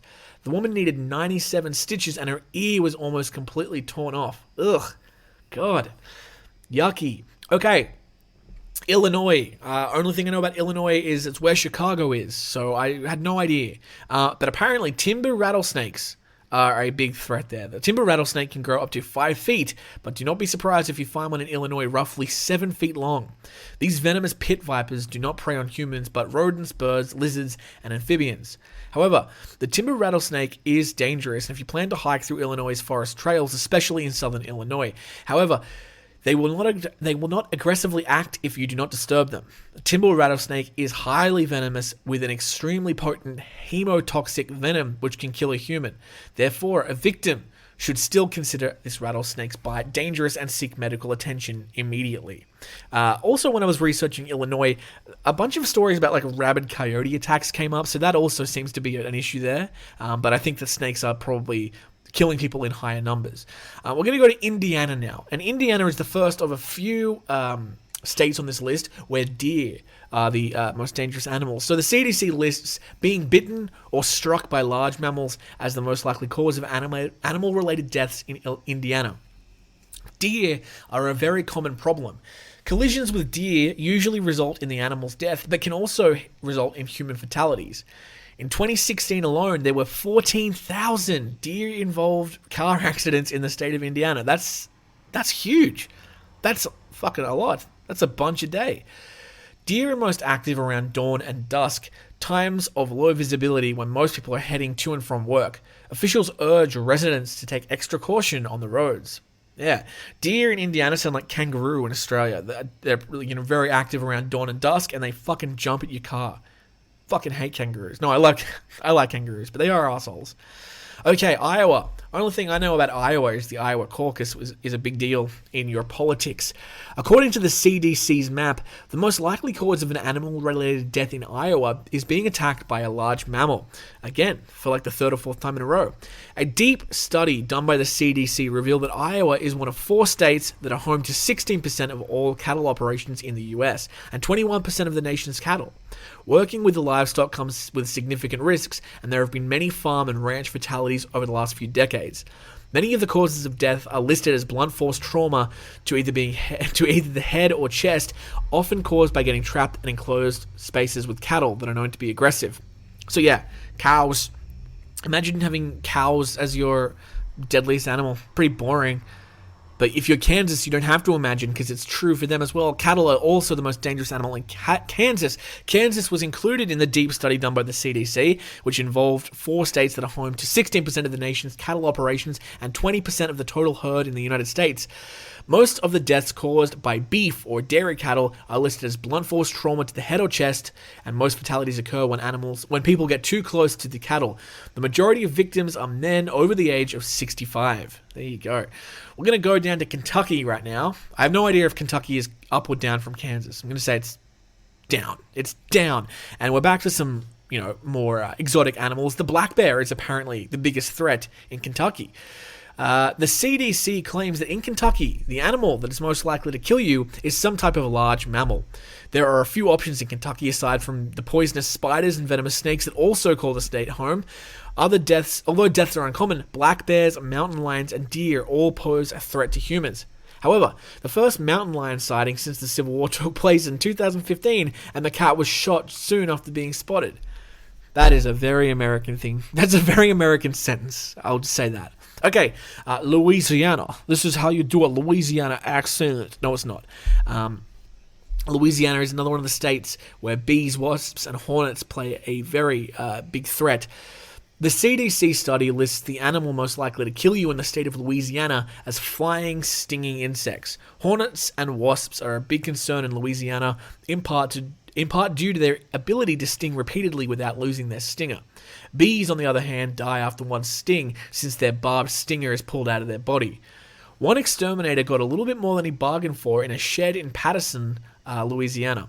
Honeybees usually keep their colonies to under 100 members, but hornet colonies can grow almost endlessly. The nest took up over half the shed, covering the walls, floors, and several objects. Okay, now we're going to Maine, and Maine is a state I do know a little bit about because I help produce a show from my work called Almost Maine. So yeah, Maine is pretty much in it's near Canada. I just think Canada when I think of Maine, and What's not surprising is that the animal that kills you the most in Maine is the moose. It's the moose. But apparently there is minimal data from Maine on animal-related deaths. However, there are a few dangerous animals running around this rural northern retreat. One of the most dangerous animals is the moose, with its massive size and territorial attitude. These huge herbivores put a high premium on privacy, or privacy as a normal person would say it, and will usually only charge at humans if they're disturbed and see no other option. Yeah, I mean, have you seen the videos on YouTube of people getting attacked by moose? They are, moose are, they're like big horses with fucking devil horns. They're wild. I love moose though, they're very cool. There was a video on TikTok I came across which was basically just like a fucking majestic moose just screaming in a lake. It was awesome. Okay, we're going to go to Maryland. Maryland, I don't know anything about. Along with several other states on the eastern seaboard, the CDC lists Maryland's main animal problem as stinging flying insects. Although a bee sting usually isn't fatal, multiple stings or an allergic reaction can be highly dangerous. Some high school students in Montgomery County in Maryland found out exactly how dangerous bees can be. After one student kicked a beehive, the entire hive came storming out and attacked a group of kids. Several dozen students were stung and 3 were taken to the hospital. One student summed up the situation very well, saying, "They told me to kick it." And I'm like, why would you kick a beehive? That's just so dumb. Yeah. Good point. Why did you kick it then? Let's go to Massachusetts, the state with a very long name. Massachusetts. I don't know much about Massachusetts except it's in like New England, or you call it New England, I think. I don't know. It's where Boston is. And Boston people have like an accent that's not super dissimilar to an Australian accent, you know? You think you fucking had? I swear I hear that like 3 times a day where I live. So the CDC, and again, it's bees and other stinging insects. The CDC lists Massachusetts as a state where stinging flying insects are the most deadly to humans. There are quite a few species of bees and wasps present in Massachusetts, including European honeybees, bald-faced hornets, giant hornets, and 2-inch-long cicada killers. Unfortunately for residents, many species call Massachusetts their home and are aggressive, protective of their nests, and potentially dangerous. Let's move along to Michigan. In Michigan, and this is one of the states where, yeah, it truly is dogs. Dogs are definitely the most dangerous animals here. Dog bites and attacks have been on the rise in Michigan, and the CDC report lists dogs as the animal most likely to kill you in the Great Lakes state. One little girl almost became a statistic in 2017. The 7-year-old from Highland Township was attacked by 2 of her family's 7 rescue dogs when she opened their gate and had to be airlifted to hospital in Ann Arbor. Although her injuries were severe, mostly around the head and throat, she did survive. Yeah.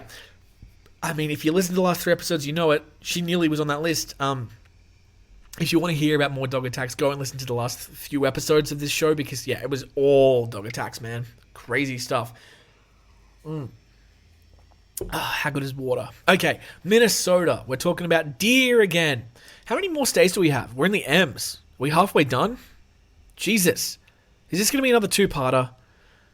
No, we'll make it an extra long video because I've missed you. It's been so long. We are in Minnesota. And I know that in Minnesota they speak with that accent. It's like where Fargo's from, right? Minnesota's where Fargo is. So, like many states with a large population of deer, the animal most likely to kill you in Minnesota is not a carnivore. Vehicle collisions with deer can be deadly, and the deer rank as the top culprit of animal-related deaths. They beat out all other large and potentially deadly animals in the state, which include horses, cattle, bear, wolves, and mountain lions. Moving on down to Mississippi, it is deer again. So, the CDC lists a large animal most likely to kill you in Mississippi is the deer. However, the number of animal deaths in the state is actually extremely low. There are black bears present in the state, but they don't cross paths with humans very often, and there have never been any reported attacks in Mississippi. Wow. Good job, Mississippi. While technically not the fault of the animals, deer do inadvertently cause quite a few deaths in Mississippi. What? Have I repeated myself? No. I just wrote that wrong. In Mississippi. According to officials, there are an average of 4 deaths per year caused by hunters falling out of trees. What? People set up their deer hunting stands between 20 and 25 feet up in a tree and accidents are common. That's not on the deer. That's crazy. You can't count those. You can't count falling out of a tree. That's not the deer's fault. It's evolution's fault for not giving us wings, like I suggested. Let's talk about Missouri. All I know about Missouri is it's where Ozark is set, in the Ozarks. And the most deadly thing in the Ozark is Jason Bateman. No, I'm just kidding. It's snakes. Missouri is the second state listed in the CDC's report as a likely place to die from an attack by a large reptile. Much like Illinois, this seems very unlikely. Almost all reported alligator attacks and deaths came from Florida, and the alligator's habitat range doesn't reach as far north as Missouri. You're much more likely to die from the snake bite from one of their 5 species of venomous snakes, or from an encounter with a domestic livestock or animal. Let's go to Montana, where you are you are most likely to die from a grizzly bear attack. The CDC lists Montana as a state where people are likely to be bitten or struck by large mammals. Bears have a long history of spreading terror in Montana ever since the night that changed everything, the night of the grizzlies. On August 12th, 1967, 2 young women were killed at their campsites by 2 different grizzly bears. Michelle Coons and Julie Higgleston, both 19 years old, were attacked in the early hours of the morning at locations that were just a few miles away from each other. Their companions all escaped, although one young man was mauled in the process. The horrifying night is what officials called a tragedy waiting to happen. For decades, visitors to the park had been feeding bears. This caused them to lose their fear of humans and learn to associate them with food. After the night of the grizzlies, major changes were made in the way the public was educated about bears and the way food and trash was stored. We'll do an episode entirely devoted to the night of the grizzlies one day in the future, but if you're interested in more bear attacks, we do have a couple of series you can listen to. The Death in Yellowstone is very good. The list of all deadly bear attacks, bears and bloodshed in North America, and also, if you're going to go all the way back to episode 2 of the show, the Grizzly Man, of course. Although that didn't happen in Montana. I think that happened somewhere else. Now, if you live in Nebraska, I'm sorry to tell you that you have another boring animal that's going to kill you. It's cows. It's just cows. Nebraska joins Iowa, Kansas, and Missouri as the 4th state in the CDC's deep study into cattle-related death. Since these 4 states are home to 16% of the nation's cattle operations and 21% of the whole total farm, I've said this several times, bovine brutality is common. The most deaths are caused by beef or dairy cattle, and they're listed, let's say it together, blunt force trauma to the head or chest, and most fatalities occur when people get into enclosed spaces with the cattle. So don't get into a car with a cow. The majority of victims in this state are men over the age of 65. Now, in Nevada, I had to look this animal up. I didn't know what it was. In Nevada, it's a surprising animal, but you could die from a deer mouse. Nevada, surprisingly, is a great state to live in if you're worried. It sounds kind of like a dig to Nevada there. Surprisingly, Nevada's not a shit place to live in. No, if you were worried about animal-related deaths, it's okay to live there. Although the state is home to black bears, mountain lions, and 5 species of rattlesnakes, there is no record of any of these animals killing humans. Wow. In general, there is relatively little information regarding animal-related deaths in Nevada. However, you should watch out for deer mice. Deer mice can carry hantavirus, which has a fairly high fatality rate in humans and is easily spread by the little rodents. Regular mice do not carry this virus. There have been 2 hantavirus deaths recorded, one being an Elko firefighter who died in 2011 after a rodent nest fell on him while he was dealing with a chimney fire. Yuck. Gross. In New Hampshire, you are going to die from a dog attack. It's just inevitable. There is very little information regarding any type of animal attacks in the state of New Hampshire. However, they do have a surprisingly large number of legislation regarding dog bites and attacks. Their dog bite laws are more favorable to dog bite victims than other states. This extra strict law covers liability for any damage done by a dog, whether it was human injury, damage to property, or an injury to another animal, such as a pet, dog, or cat. You'd have to go back and listen to the dog episode. I can't remember if they were, if New Hampshire was a... It sounds familiar. I feel like I said New Hampshire a lot when I did that series, so it wouldn't surprise me. Okay, if you go to New Jersey, you are more likely to die from a coyote attack than from Tony Soprano shooting you in the dick. That's my Tony Soprano, but it sounded more like Elmer Fudd. In New Jersey, they don't have enough information about animal-related deaths to make the CDC's list, but they do have a growing coyote problem. In late 2017, one woman was walking her small dog when a pack of 5 coyotes surrounded them. She was terrified, but luckily a car drove past and honked its horn until the coyotes fled. As coyotes have moved east in recent years, the population of coyotes in New Jersey has gone from around 100 to an estimated 3,000. There have been several encounters with aggressive coyotes reported, but one in particular has officials perplexed. While walking his dog, a man was attacked in the woods by an animal he says came out of nowhere. He described it as a large brown canine, but neither he nor the police could pin down whether it was a coyote or a dog. In New Mexico, deer are certainly one of the least threatening species there. They have rattlesnakes, coral snakes, and scorpions. However, the CDC lists large animals such as deer as being the most likely cause of animal-related death in the state. Deer-related auto accidents have been on the rise in New Mexico, but are oddly out of sync with the rest of the US. While the majority of deer accidents in other states occur during autumn, which is mating season, in New Mexico you are more likely to hit a deer in June, when 12% of crashes happen. There were 191 deaths caused by drivers hitting large animals, mostly deer, in 2013 alone, as well as a 9% increase in deer-related accidents from 2015 to 2016. I remember in Breaking Bad, New Mexico. I've kind of stopped talking about how I know the states, but obviously Breaking Bad made me know New Mexico, and in that show, I think there's like a mechanic that says, oh yeah, you hit a deer, but he actually hit a human. Spoilers.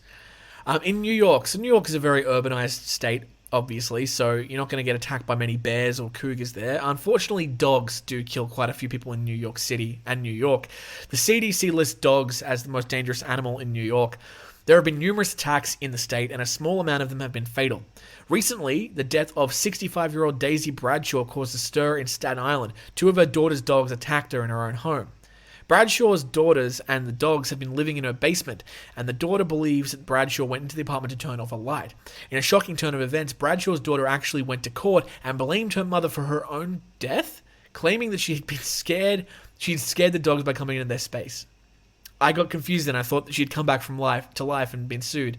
No, she pinned the death on her dead mum, which maybe is true, but also is kind of a little fuck to do. We have an animal now, finally, that we haven't talked about on this list before.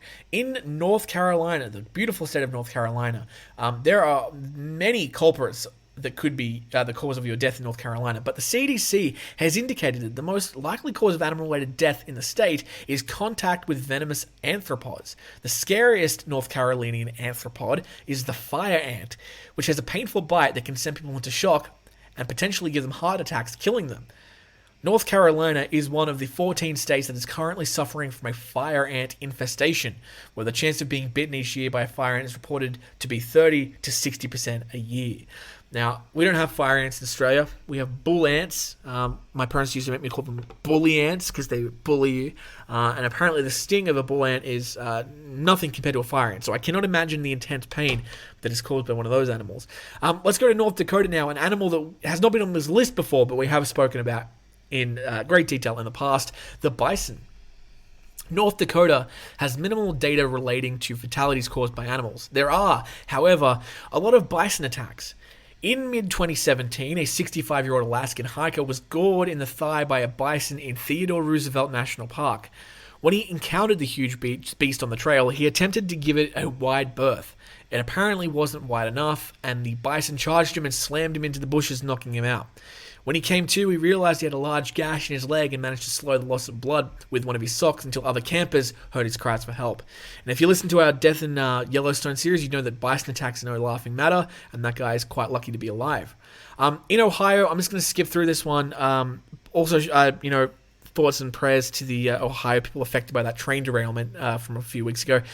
Dogs are the most dangerous animal in Ohio by far. Oklahoma, we're finally here. This is the one that really surprised me. And I guarantee you will not get this. So of course in Oklahoma, as with most states, it's actually dogs. But one of the animals that pops up on the list of really deadly dangers in Oklahoma, you're not going to guess it. Tigers. This blew me out of the water. So as is with the case with almost every other state in the Midwest, Oklahoma has been designated a large animal state by the CDC report.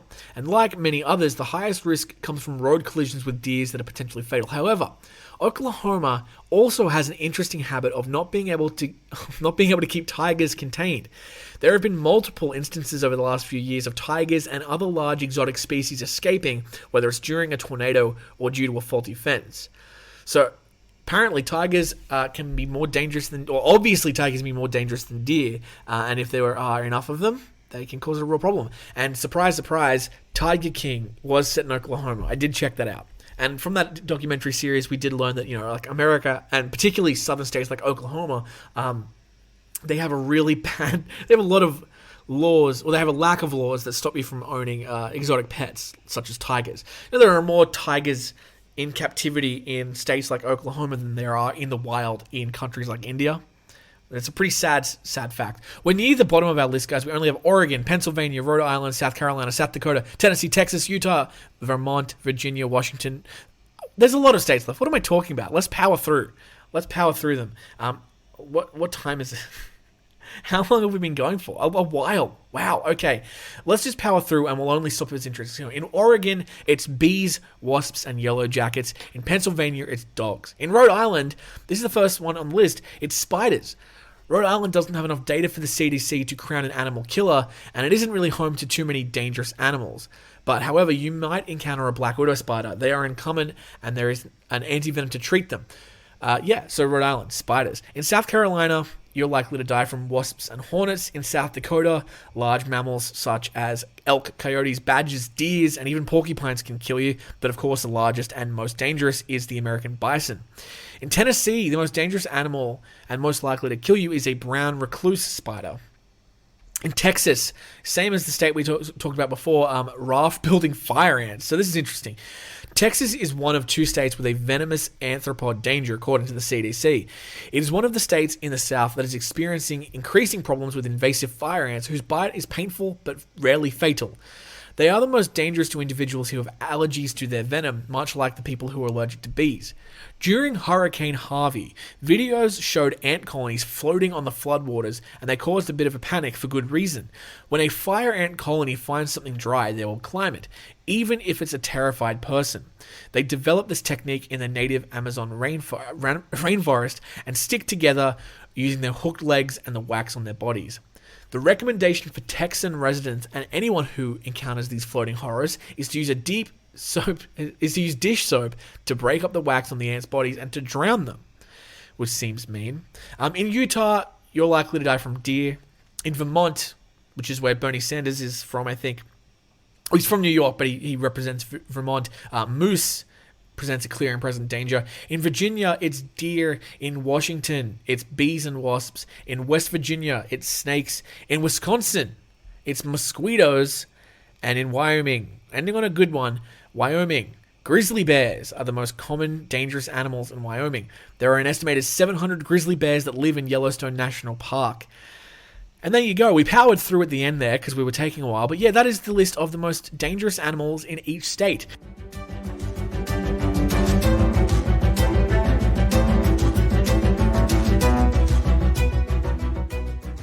Very good stuff, if I don't say so myself. James, past tense James, very good stuff. This is future James speaking, past James. You did it. Good job. And if I might be so bold, I'm present James now, and I'm going to talk to future James, who is currently, well, not currently, but in the future is recording his best of 2024 episodes, 12 months down the line. You dropped the ball, buddy. It really, you had a good thing going. 2021, 2022, 2023, all great. 2024, that's when it all fell apart. The wheels fell off the wagon. Shit hit the fan. You said that thing about that ethnic group, and you absolutely got cancelled. I can't believe you did that, or do that, or will do that. I don't know. Time is confusing. I just finished watching Loki. I'm so confused. I don't understand. He held the branches, the vines a time. Is he a tree now? Anyway, speaking of trees, I don't know how let's see how I do it. Speaking of trees, sometimes people kill people by hanging them on tree branches. And sometimes they kill people by doing other things. And that's what these people did. Terrible. The next episode we're going to look back at, one of my favorites. This is an episode I wanted to do for honestly for months and months and months before we recorded it, because I'm a huge true crime fan outside of the podcast, outside of the animal kingdom.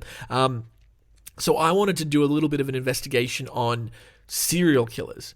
Not that they eat people, although that is also a really good, episode I want to do in the future. I want to do cannibals, like human cannibals, because they're technically man-eaters too. But I wanted to talk about serial killers and relate that to the animal kingdom by which ones had pets. So it's not a cliche, but it is kind of a stereotype, although it is true, I guess. Not a lot of serial killers have pets. It's the ones that we talk about in this episode are anomalies. I mean, abnormality. I mean, they're abnormal in many other ways too, mostly because they kill and sexually assault other people. But we're going to talk about some people who were serial killers or murderers who also loved their pets. I think the episode was called "Serial Killers and the Pets Who Loved Them" or something like that. We talk about Bleep, who was the dog of Dennis Nielsen, who was one of the UK's most prolific serial killers and sexual assaulters. Blondie, who was Adolf Hitler's dog, who, while he's not technically a serial killer, he also isn't a great guy for obvious reasons, so he's on the list. And Mr. Muggs was on there. Mr. Muggs was the pet chimpanzee, or pet monkey? Or chimpanzee, I can't remember. I think he's a chimpanzee that lived at Jonestown during the Jonestown massacre.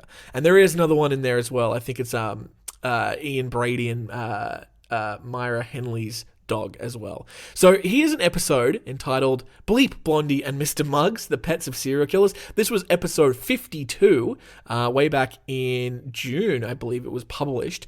May it was published. One of my favorite episodes, a deviation kind of from what we do here, but I don't mind mixing it up every now and again and trying something new. And that's what we did here. So this was an episode really about serial killers, but we did link it into animals a little bit. So here we go. Time to tickle your true crime bone and listen to Bleep, Blondie, and Mr. Muggs, the pets of serial killers. So, animal cruelty, particularly when it involves torturing or killing animals, is considered to be a red flag for potential violent behavior in the future. Many notorious serial killers such as Jeffrey Dahmer, Ted Bundy, and David Berkowitz, aka the son of Sam, had a history of animal abuse before they escalated to committing violent acts against humans. Psychologists and researchers have studied the connection between animal cruelty and later violent behavior. They've found that animal abuse can serve as a precursor to acts of violence against humans. This pattern is often seen in individuals who display signs of psychopathy or conduct disorder, characterized by a lack of empathy, disregard for others' feelings and rights, and a tendency to engage in aggressive or antisocial behavior. Now, there are several theories that attempt to explain the link between animal cruelty and future violent acts. One perspective suggests that animal cruelty provides an outlet for individuals to exert power and control over a vulnerable being, allowing them to satisfy their sadistic tendencies or get revenge on others in society who have treated them the wrong way. By inflicting harm on animals, they experience a sense of domination and derive a pleasure from causing the suffering. Another theory emphasizes the desensitization effect of animal cruelty. Engaging in acts of violence against animals can reduce inhibitions and diminish empathy towards living creatures. This desensitization may progressively extend to humans, making it easier for individuals to inflict harm on people without remorse or guilt. It's important to note that, cruelty to humans, committing violent acts to animals or humans is not a normal thing. In Nazi Germany, the majority of Nazi soldiers, they had to be fucking drunk or high to do a lot of the terrible things that they did. It is not part of human nature to act this way. So building up to it by committing acts of animal abuse is one way that they may desensitize themselves. Now, it is also important to note that not all individuals who engage in animal cruelty will become serial killers or violent criminals. Many factors contribute to the development of violent behavior, including genetic predispositions, childhood trauma, environmental influences, and mental health issues. Animal cruelty is just one potential warning sign amongst others that may indicate an individual's potential for escalating violence further. Efforts have been made to recognize the significance of animal cruelty in identifying individuals who may pose a risk to society. Animal welfare organizations, law enforcement agencies, and mental health professionals increasingly collaborate to address cases of animal abuse and provide intervention and support to individuals who are at risk. Now, interestingly, while many serial killers have a history of animal abuse and torture, some murderers are actually animal lovers, and not in the creepy sexual way. Maybe in some ways, but not today. Today we're looking at a few individuals who, while they reveled in taking human life, cats and dogs, they actually loved. We're talking about serial killers and the pets who loved them. So our first serial killer that we're going to talk about today is Dennis Nielsen, also known as the Muswell Hill Murderer and the Kindly Killer. He was a British serial killer who operated in London during the late 1970s and early 1980s. His early life was marred by a troubled childhood. He grew up in Fraserburgh, a coastal town in Scotland, and had a difficult relationship with his father, Olaf, who was an abusive alcoholic native to Norway. So what happened was during a war, a lot of Norwegians came over to this little town called Fraserburgh, and Fraserburgh was like one of those very small, I don't know what you call it. I'm going to just, for lack of a better term, call it an incest town. It had like 40 guys living there, not a lot of people, so everyone just slept with each other. So when you had all these Norwegian hot, sexy guys walking in, be like, oh yeah, could you give me a muscle massage? I'm very sore from fighting Hitler. That's there were a lot of fucking blonde-haired babies born, and Nielsen was one of them. Nielsen described his father as a strict disciplinarian who would physically punish him. Nielsen, Dennis, pick up your... No, that's not a Scottish, Norwegian. Dennis, pick up your Lego blocks. I stepped on a Lego block. Bad. These experiences had a lasting impact on Nielsen's psyche and contributed to his feelings of isolation and detachment. In 1961, Nielsen joined the British Army and served as a cook in the Royal Army Catering Corps. He was stationed in various locations, including Germany and Yemen. During his military service, Nielsen began to explore his homosexuality, although he struggled with accepting his own sexual orientation due to societal attitudes at the time. He is not the only serial killer that suffered from that, by the way. Jeffrey Dahmer is another one I can think of off the top of my head. After leaving the army in 1972, Nielsen moved to London and started working for various jobs, including as a police officer for a very brief period. It was during this time that he began his series of murders, which would span from 1978 to 1983. Now, Nielsen's crimes were centered around his home at 23 Cranley Gardens in the Muswell Hill area of London.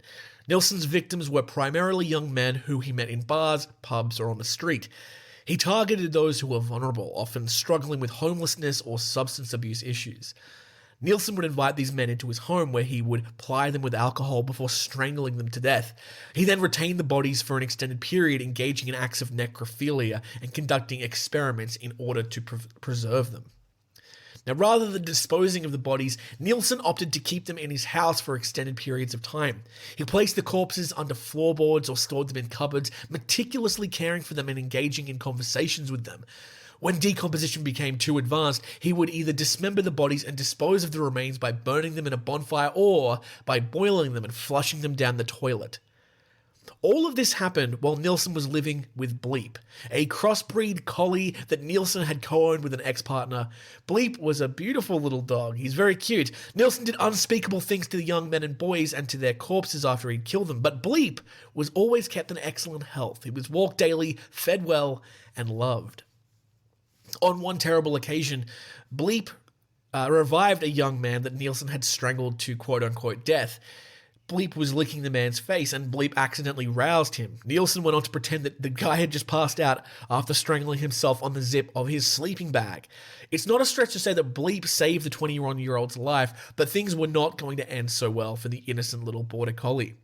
Now, one thing that you might be thinking, this guy killed people, left their bodies in his house to rot. Did Dennis ever think of feeding the bodies to his dog as one way of disposing of the bodies? Now, the answer is no, thankfully. But it's not out of any kind of squeamishness on, fucking with a human body. As you might have guessed by the whole boiling and shoving him in the toilet thing, he didn't really give a fuck about the bodies.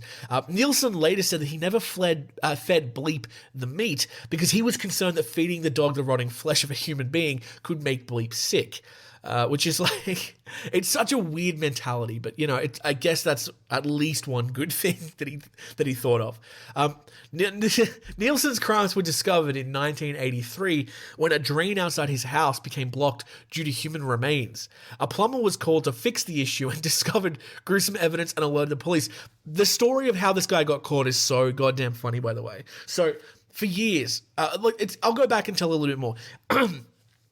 Originally, Nielsen had a house, basically, with a back courtyard where he could just burn the bodies. He was very brazen about it. He would just start big bonfires and throw a body on, and he would just like throw tires on to sort of disguise the smell. And he would do that all day, and people were just like, oh yeah, that weird Scottish guy is just like having a bonfire again. No one really, discovered it.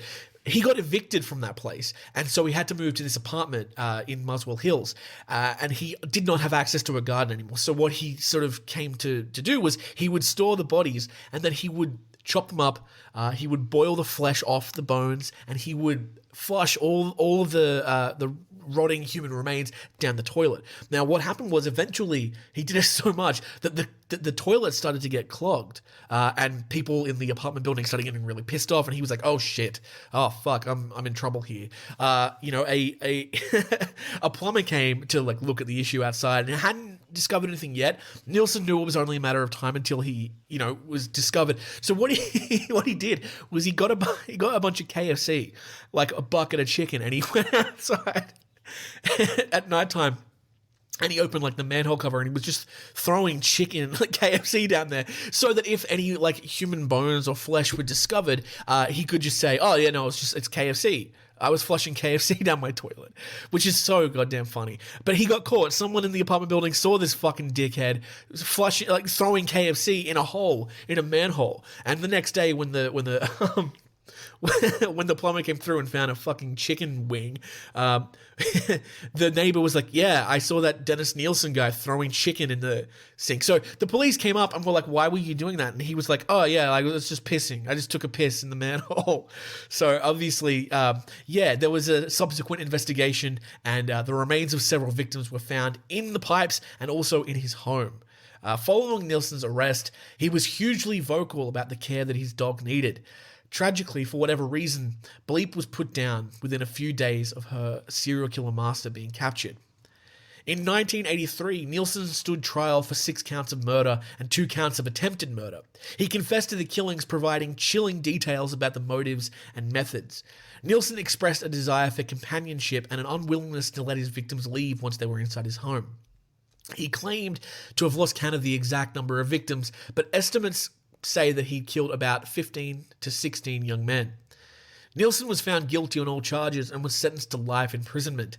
Initially, he was incarcerated at HMP Wormwood Scrubs, which is such a British name for a prison, before being transferred to HMP Full Sutton in 2001. Throughout his time in prison, Nielsen remained a highly controversial figure, often making headlines with his various appeals and statements. Now, here's another bit of pet trivia for you. During his incarceration, Nielsen was allowed to keep 2 budgerigars, which he named Hamish and Tweedles, which is very cute when you don't think about what this creep did. On May 12, 1918, Dennis Nielsen died at the age of 72 in custody at HMP Full Sutton. The cause of death was reported to be complications related to a pulmonary embolism and a retrophenoidal hemorrhage. Nielsen's crimes shocked the public and left a lasting impact on the collective consciousness of the United Kingdom. His case shed light on the vulnerability of homeless individuals and led to an increased awareness for the need of support and resources for this marginalised group. Nielsen's actions and the graphic details surrounding his crimes have made him one of the most notorious and reviled serial killers in British criminal history. Now, if you want to know more about Dennis Nielsen, there was, I think, a TV movie or TV show made, and David Tennant plays him. And it's actually funny, when you Google Dennis Nielsen, he doesn't come up. A photo of David Tennant comes up, which is hilarious. He does look like him, but it's not him. So another serial killer that left a massive impact on the world was Myra Hindley and her associate Ian Brady. Myra Hindley's early life provides some insight into her background and upbringing. She was born and raised in Gorton, Manchester, during a time of post-World War II social and economic transformation in the United Kingdom. Hindley grew up in a working-class family, and her childhood was marked by a turbulent and challenging environment. Her parents divorced when she was young, and she lived with her mother and grandmother. Hindley's life was characterized by a troubled disposition. She was described as a difficult child, often engaging in attention-seeking behaviors and exhibiting a rebellious nature. She struggled academically and dropped out of school at the age of 15, later working as a clerk and typist. In 1961, at the age of 18, Hindley met Ian Brady at her workplace. Brady, who was 5 years older than her, was already displaying a deep interest in criminal activities including burglary and armed robbery. The couple quickly formed a relationship based on their dark fantasies and disturbing inclinations towards sadism and violence. Their crimes began in July 1963 when Hindley assisted Brady in the abduction and murder of a 16-year-old girl named Pauline Reed. Over the next 2 years, they continued their reign of terror, targeting vulnerable children and adolescents. Their victims were enticed, sexually assaulted, and eventually murdered, with Hindley often luring the victims to their deaths. The remains of such victims were later discovered on Saddleworth Moor, while others, such as Keith Bennett, have never been found despite extensive searches. The revelations surrounding the Moor murders shocked and horrified the nation. Hindley's involvement in the crimes came under intense scrutiny during the subsequent investigation and trial. Initially, she attempted to distance herself from Brady's actions, claiming coercion and manipulation. However, as new evidence emerged, it became evident that she had actively participated in the crimes and played a significant role in their planning and execution. In May 1966, Hindley and Brady stood trial at Chester... I can't even read this word. Assizes. The trial received widespread media coverage and captivated the public's attention. Both were found guilty of multiple counts of murder, and Hindley was also convicted of being an accessory to the murder of Edward Evans. The judge handed down life sentences, emphasizing the grave nature of their crimes and the need for them to be kept in custody for the rest of their lives. During her imprisonment, Hindley made several attempts to secure her release. She claimed to have experienced a transformation, embracing Catholicism and expressing remorse for her actions. However, her appeals for parole were constantly denied, as public sentiment and the families of the victims vehemently opposed her release. Hindley's crimes were considered amongst the most heinous in British criminal history, and her attempts at redemption were met with skepticism and resistance. Hindley's death in 2002 marked the end of a deeply troubling chapter in British crime. Her crimes, along with Brady's, continue to generate significant public interest and serve as a stark reminder for the capacity of human evil within human beings. The Moor murders case has become a lasting impact on British society, influencing changes in law enforcement practices, child protection policies, and public perceptions of crime and punishment. The victims' families continue to cope with the devastating loss and the enduring legacy of the crimes committed by Myra Hindley and Ian Brady. Because during the investigation they refused to cooperate with police, their dog Puppet ended up being one of their final victims. It was killed during the investigation. Disgustingly, Hindley and Brady took photographs on top of the graves of children. Many of these featured Puppet.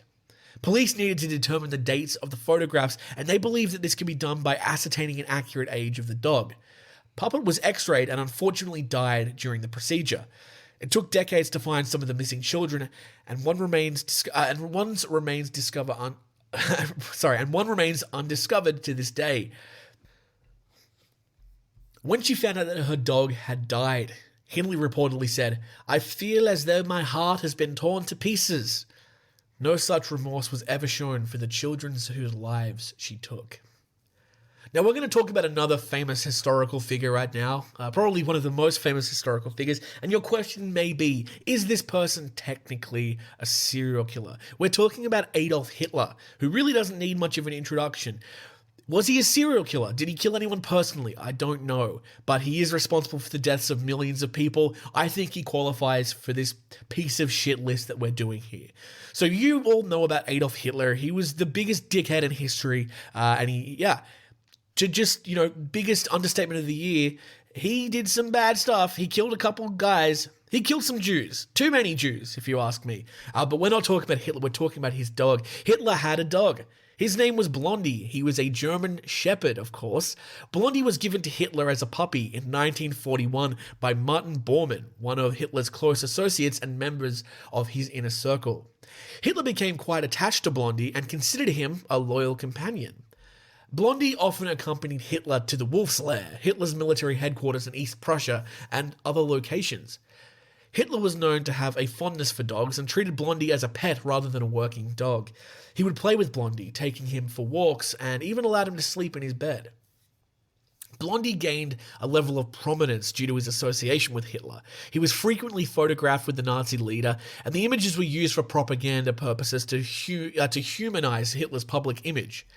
Now, tragically for Blondie, not for Hitler, his life came to an end. In April 1945, as the Allies were advancing on Berlin, Hitler and some of his closest aides, including his girlfriend Eva Braun, were killed, or were killed themselves, I guess, in the Führerbunker, an underground shelter beneath the city.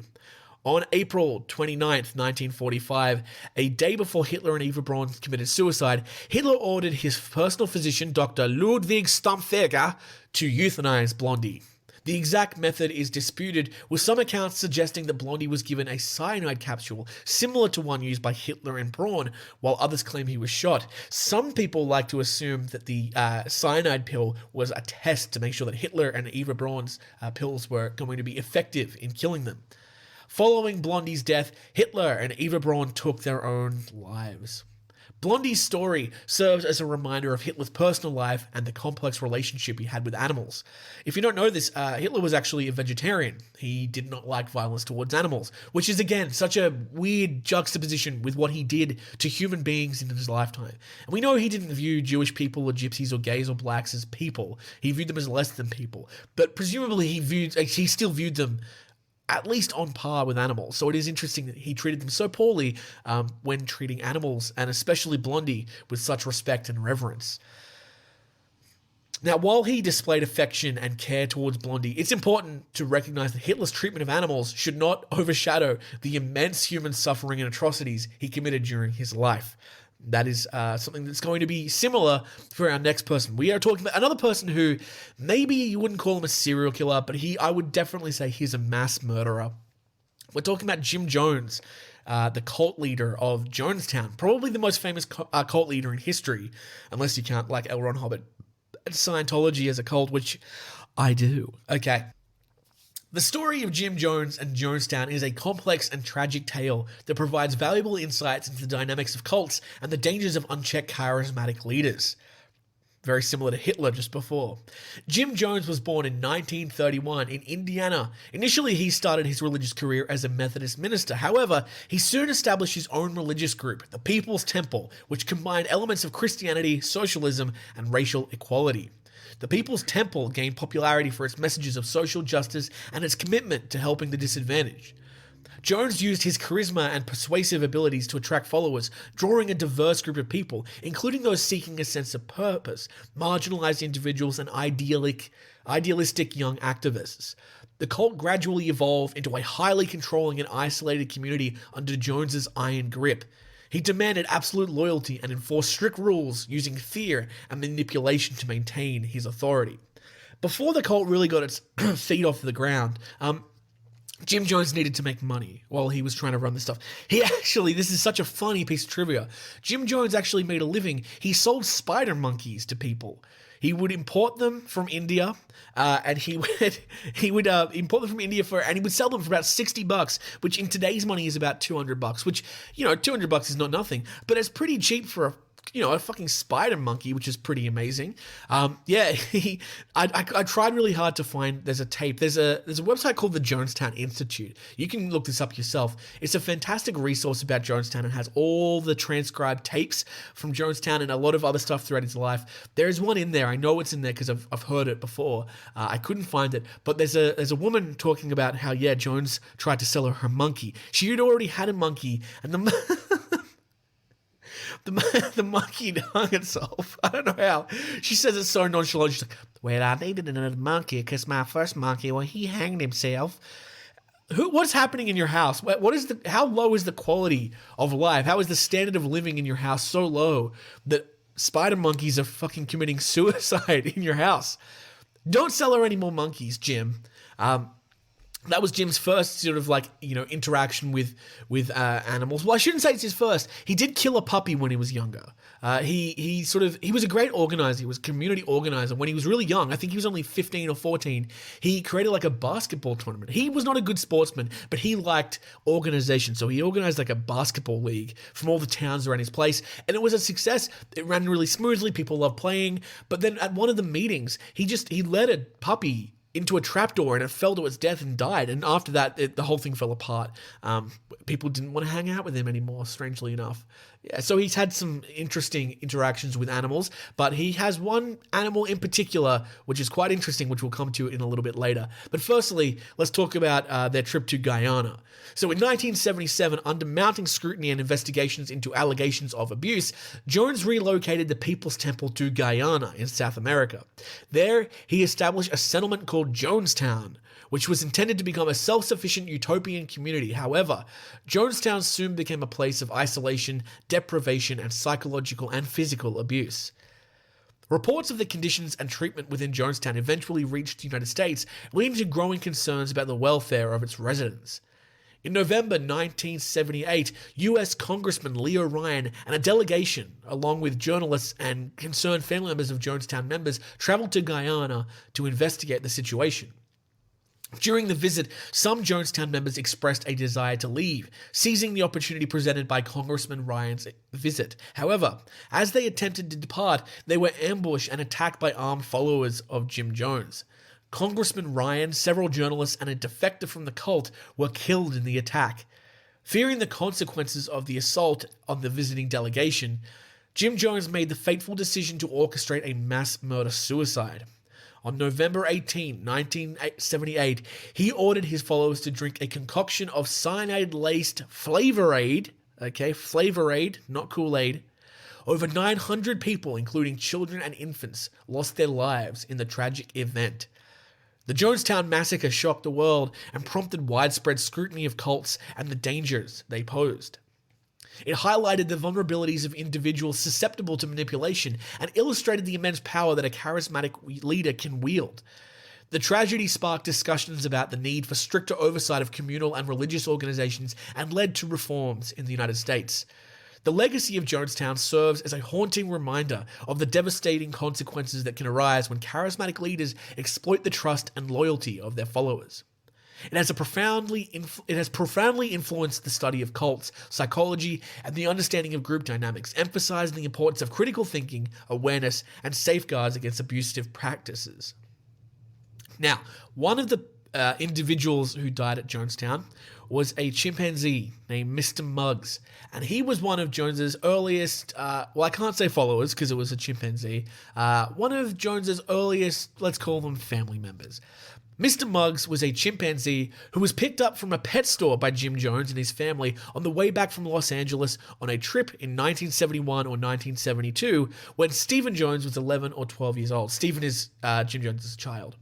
Despite rumors to the contrary, Mr. Muggs was not rescued from an animal testing lab or from a vivisectionist. He was named after J. Fred Muggs, a chimpanzee who, as his namesake did with the temple, acted as a mascot on the NBC's Today Show from 1953 to 1957. Mr. Muggs had a diaper on him when Jim brought him to the car, but it didn't stay on very long. He fouled the interior on numerous occasions on the way back to Redwood Valley, and as Stevens described it, laid waste to a number of rest areas en route. The chimp lived in Redwood Valley for a couple of years. He started off living behind a parsonage in a cage that had a small building connected to it where he would go to stay warm. The cage served as a second purpose as well. It was used for security with stairs to the top and a small building for 24-hour personal security details. A shortwave radio antenna was also located on a pole attached to the cage. Jim was, as you can imagine, not very humane with his new acquisition, often disciplining him quite physically, according to Stephen. Eventually, longtime temple member Joyce Touchette adopted Mr. Muggs, and the chimpanzee became a fixture of the Touchette household. He rode on the temple bus periodically, always in the care of Joyce. Now, Mr. Muggs could be a real handful. He seemed to take special delight in intimidating the Touchette family dog, but he also viewed Joyce as a mother and respected, if not feared her, because of her maternal discipline. Even in Jonestown, no one could handle him except Joyce. Muggs went to Guyana on one of the first charter trips Temple members made in December of 1974. His cage was also one of the first structures erected in Jonestown and was ready for him when he arrived. I find that really sad. Like, this chimpanzee, all of its life has been kept in cages, and it just longs to go into the jungle, and it gets finally taken to the jungles of South America and then just gets put in a cage again. He should have just gone out and hung out with the monkeys and stuff. Mr. Muggs developed into a solid chimpanzee weighing upward of 130 pounds. When he became excited or angry or anxious, he would flare out his hair and become larger than life. He was a social being and loved to play games like Keep Away or Tug of War. Practically anyone could get him to play and to get him worked up during the play, but Mr. Muggs usually won the battle, in part because he was not afraid to use his teeth to nip his opponents. Mr. Muggs could also use his feet as hands and was adept at pulling blankets through bars in his cage. He would also reach through the bars and dangle a blanket as an invitation for a game of tug of war. Oftentimes young boys in Jonestown would play with him, but even with 3 or 4 boys at the other end of the blanket, Mr. Muggs would still win, especially when he used his legs to brace himself in the inside of his cage and suddenly rear back. When Stephen or one of his friends saw Mr. Muggs get into that position, they would run towards the cage to save the boys from being jerked off their feet. Now, very sadly, along with several dogs, Mr. Muggs was one of the animals that were shot in Jonestown on November 18th, although who fired the shots is not known. Apparently, according to some of the tapes, one of the very first jobs on the day of the mass murder was to go and kill Mr. Muggs. According to Guyana Assistant Police Commissioner Skip Roberts, Mr. Muggs was shot 3 times, but he was still alive when the Guyana Defence Force arrived in Jonestown 36 hours later. He died soon afterwards. And that's it, guys. That is 4. Well, I guess it's more than 4 criminals. We had Dennis Nielsen, Myra Hindley, and Ian Brady, Adolf Hitler, and of course Jim Jones of Jonestown. We'll call that 4 groups of terrible people who did terrible things to other people and to animals, but they did have pets who I guess they loved, except for Jones, who seemed to not really care about this chimpanzee.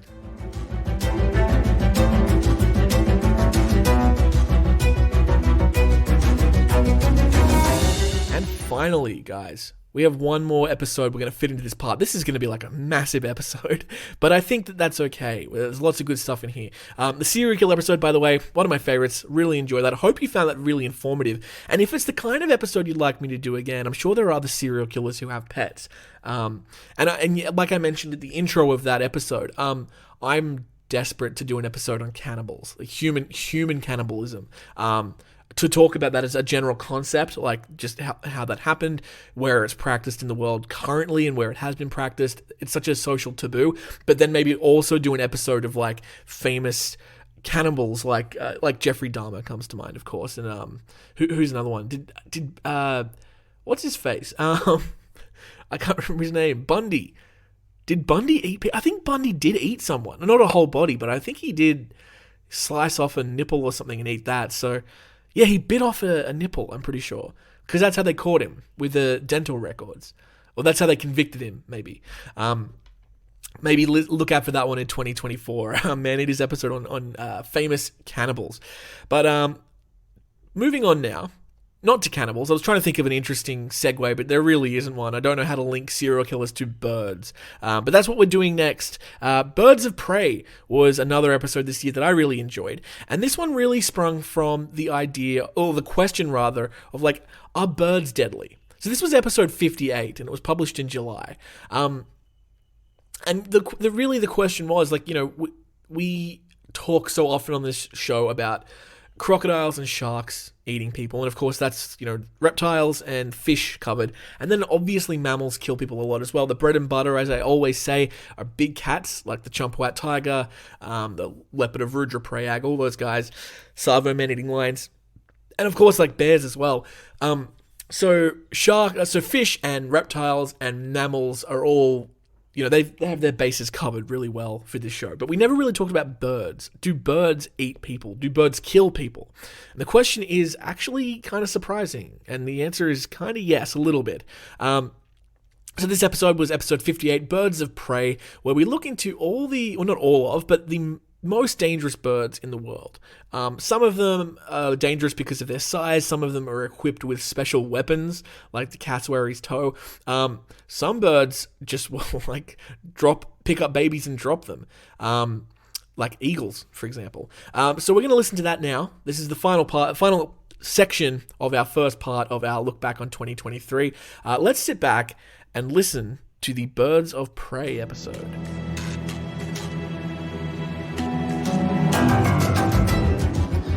So we are going to talk about several types of dangerous birds, but it's first to talk about bird attacks in general. Now, when you think about it, birds are actually probably the least dangerous type of animal. I can't remember what you call them, or kingdom. You've got the animal kingdom, and you have your different subsections of the animal kingdom. You've got your reptiles and your mammals and your fish and your birds. Birds, when you really get down to it, they're the least dangerous to humans, because obviously with mammals, we've got like lions and tigers and bears, oh my, and we've got, when you think about fish, well, sharks are a kind of fish, and they eat people, they gobble them right up. But then you also have types of fish that are just regular fish that are assholes, like stonefish and lionfish. Think about insects. How many people die from mosquitoes a year, or ants, or arachnids, spiders and scorpions, very dangerous. Even amphibians, right? Even amphibians, frogs and newts. You have fucking frogs that can shoot poison darts out of their faces, okay? So they're also dangerous. And then, of course, with reptiles, crocodiles and snakes and weird lizards. There's even a lizard in Mexico that has poisonous spit, and if it bites you, you die. I think it's called like a Gila monster. It's not even called a lizard, it's called a monster. So all these other animal subspecies, what do you call sections of the animal kingdom, quite dangerous. Birds, not as dangerous, but there are a few types of birds that can cause significant damage and injury to people, and up to and including death as well. So fatal bird attacks on humans are extremely rare, and there's no known bird species that is inherently and consistently fatal to humans. No, they don't hunt us or anything like that. Now, some birds can cause dangerous injuries. The risk of bird causing death is extremely low. I would say that one of the ways that you're most likely to die from a bird is if a bird strikes your windshield while you're driving a car, or worse, if you're in an airplane. We of course all remember what happened to Sully when a bunch of fucking geese flew into his engines like a bunch of idiots. So it's important to remember that humans are not ever typical prey or threat to birds. Most birds will avoid confrontations when possible, and most birds can fly away from us, which other animals cannot do. So that being said, there are certain factors that can increase the risk of injury or harm from a bird encounter. And there's several species of birds that, under the right circumstances, can be considered very dangerous to humans. Most bird species are completely harmless and pose little to no threat, but some species can exhibit aggressive behavior, and they have physical characteristics that can cause real harm to people. So we're going to talk about a few examples today, and the number one bird that we're going to talk about today is the one that I first thought of when I thought, what's a dangerous bird? It's, of course, the cassowary. Now, the cassowary is just a fucking straight up dinosaur.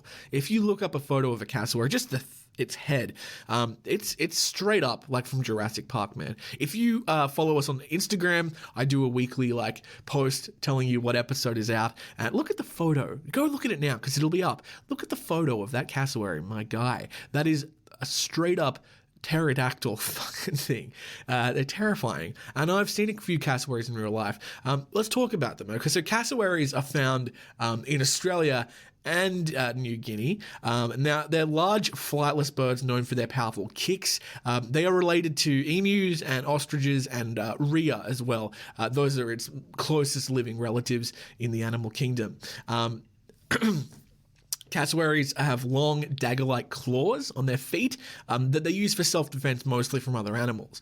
But the thing is, cassowaries have been known to attack humans if they feel threatened, and their kicks can cause serious injuries and have on several occasions been very fatal. Fatal interactions with cassowaries are extremely rare, of course, as with any fatal interaction with any animal, but there have been several documented cases in which these birds have caused significant injuries that have resulted in death. I remember when I was young, I had a book. My parents gave me a book about Australia's dangerous animals, and the cassowary was one of. And there was a story, and I was not able to find any other evidence of this story, and I don't have that book anymore, so I'm just going off my own like anecdotal memory of that book. But there was a story that a woman was kicked in the chest by a cassowary, and the dagger-like claw on its foot penetrated her heart, essentially, and killed her, like, instantly. I could not find that story anywhere on the internet, so I don't know if... I can't say if that's true, but the following stories that we are about to talk about did happen, and there is evidence about them, so we'll talk about those in just a moment. Now, like I've said, there are several documented cases. These cases are outliers, though, okay? The vast majority of cassowary encounters don't result in any harm. They will walk off. They might get a little aggressive, but they will hop off. So here are a couple of notable incidents where cassowaries have caused injuries and yes, even death. So during World War II, cassowaries had a reputation for being dangerous to people and domestic animals. During the war, American and Australian troops who were stationed in Papua New Guinea were warned to steer clear of them. That was part of their actual orders from their commanding officers. Don't fuck with the weird dinosaur birds, I think that's what they said.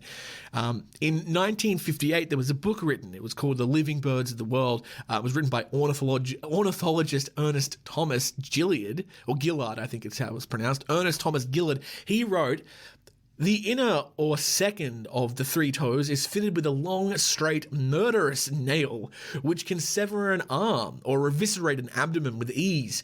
There are many records of natives being killed by this bird." I just want to make a little sidebar and say how much I like the word murderous being used to describe a body part.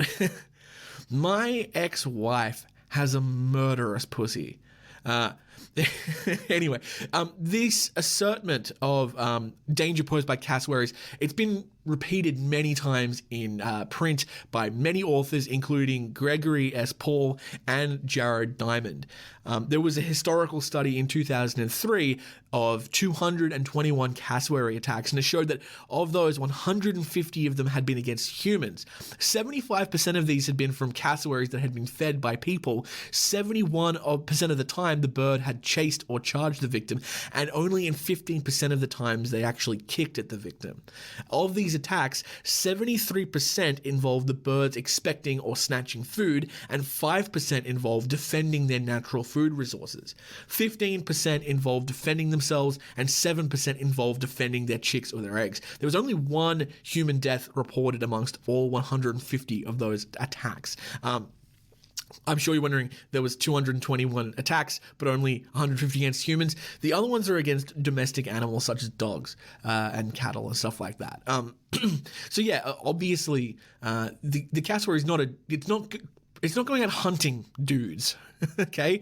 It's not stalking its prey and stabbing you in the twat while you're asleep at night. No, it's not doing that. It's the majority of these cases are when the cassowaries become accustomed. It's like a bear, become accustomed to humans feeding it, and then you just get too close and you get stabbed with a weird toe. Yeah. So the first reported or documented human death caused by a cassowary was in 1926 on April 6th. It was in Australia. And 16-year-old Philip McLean and his brother, who was 13, they'd come across a cassowary that was on their property, and like all, boys will be boys, they decided that they were going to try to kill the thing with some clubs, which, when I'm reading this story, it's said very matter-of-factly, but I don't know if, people have always been like this. I don't know. People aren't like that today. I don't think if a cassowary walked into my house, maybe if it was in my house, I'd try to kill it, but if it's on my property, I would just be like, oh, cool. Fucking a Tyrannosaurus Rex bird walked in, but I don't know if I'd try to kill it with clubs.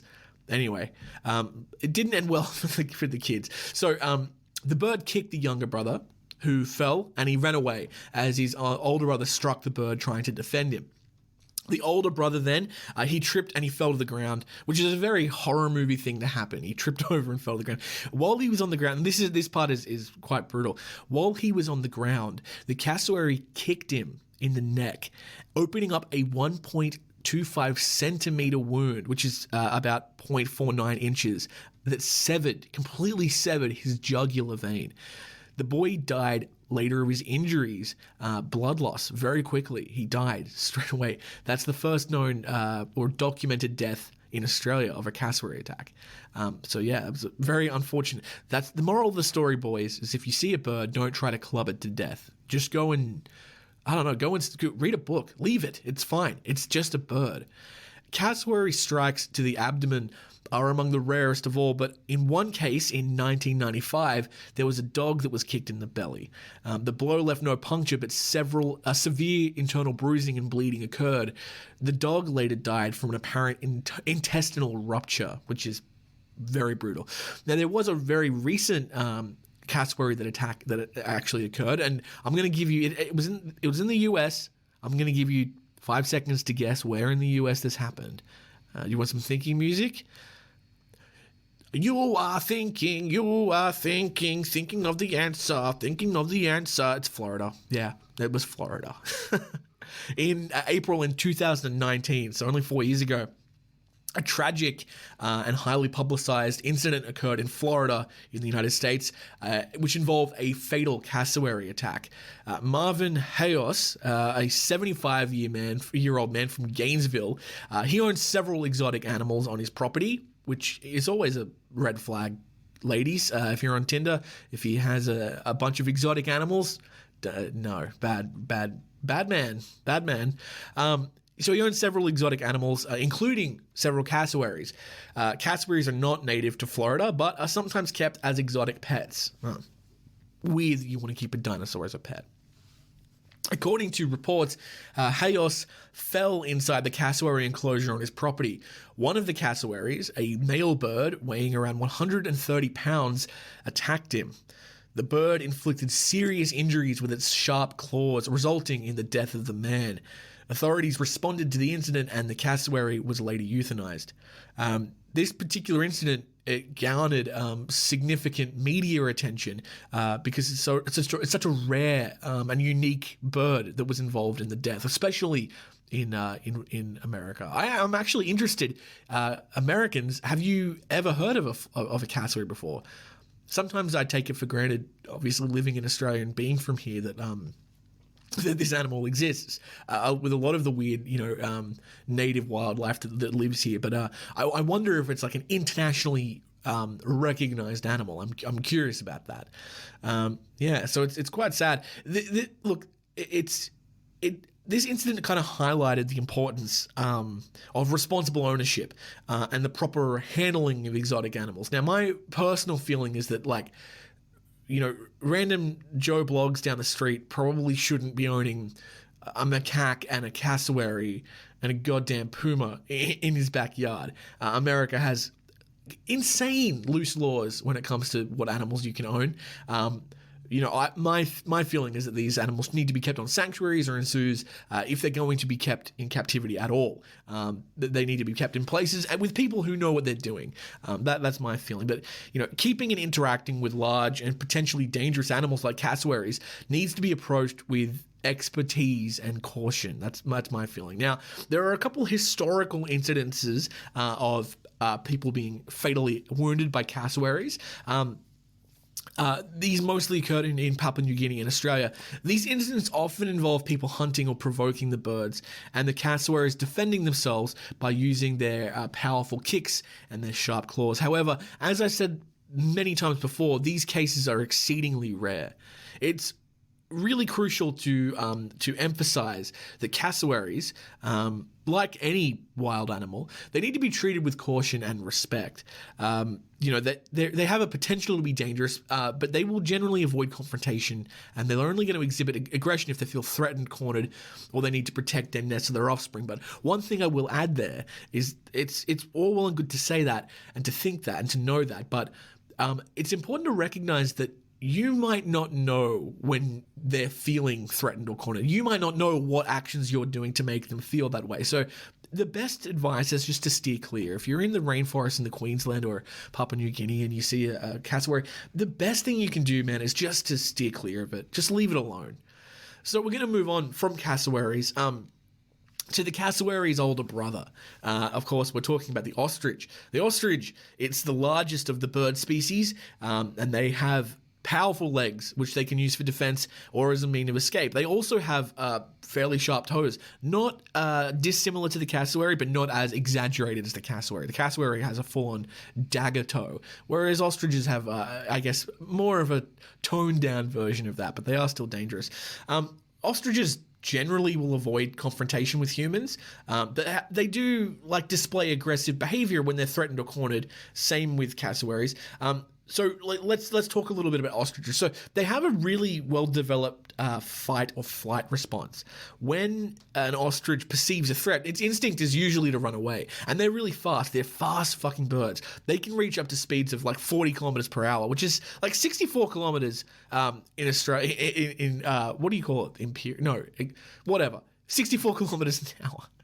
Imperial. That's what I'm thinking of. Yeah. Metric. Why did I forget that? Imperial is miles.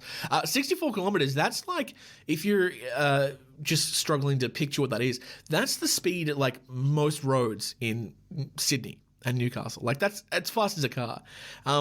But if the ostriches, for whatever reason, they feel like they can't escape or they feel trapped, they will resort to defensive behavior, which includes kicking with their powerful legs and also pecking with their big old peckers, their little beaks. They have long legs, they have sharp claws, their kicks are very powerful and potentially injurious. Their legs can deliver strong blows capable of causing serious harm to humans or other perceived threats. I've seen videos of ostriches kick, I think I saw one kick a hyena, or maybe it was a lion, and just, man, the fucking lion went down. It broke its ribs, dude. It was not good. Yet the force of this ostrich kick is enough to break bones and cause other significant injuries, including internal bleeding. During breeding season, that's when the ostriches become territorial and they'll display defensive behavior to protect their nests and offspring. So that's the most dangerous time to get near them in the wild. Of course, ostriches live in lots of places, but they are native to Africa. Australia does have ostriches. I think there are some ostriches in the wild in some places here, although I could be mistaken. I think I might be mistaken. But yeah, they're African birds, essentially. So if someone ventures too close to an ostrich nest, especially if the female is incubating its eggs, the male ostrich will become aggressive and attempt to defend its area. Ostriches are generally really wary of humans. They don't want to have anything to do with us. They'll try to avoid us. But if they're threatened or provoked, they will respond aggressively. It's really important to give ostriches space. If you're in the savannah, I don't know why you're near it, but still. In 2018, a zookeeper was attacked really badly by an ostrich after the bird went berserk, and zoo goers had to watch along in horror. The ostrich charged the man, toppled him over, and repeatedly kicked him with the sharp claws while the zookeeper tried to escape. First reports said the zoo worker had several broken ribs, but the zoo then claimed that he was unhurt from his ordeal and he did not require hospital treatment. Ostriches are capable of killing lions as well as humans with their sharp claws on each of their two-toed feet. The attack was highlighted on Russian news, and one of the eyewitnesses told them the bird was throwing him here and there for a while. So they are quite strong, and they can use their very powerful neck to throw you about.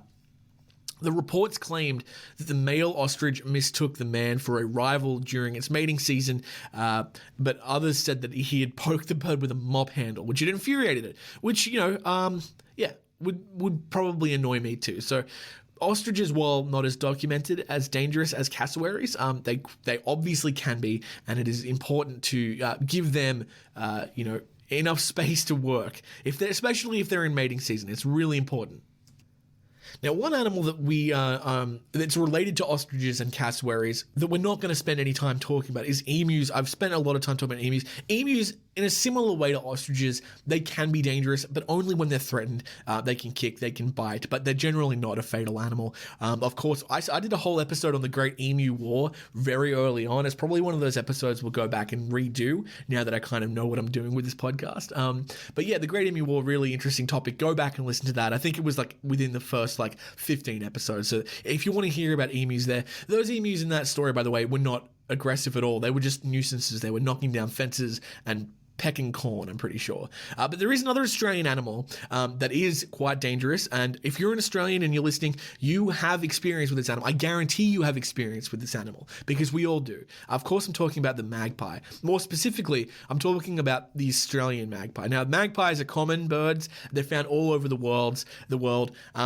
Now, during the nesting season, they become territorial and display aggressive behavior. Australian magpies, the common Australian magpie, is particularly aggressive when it comes to this.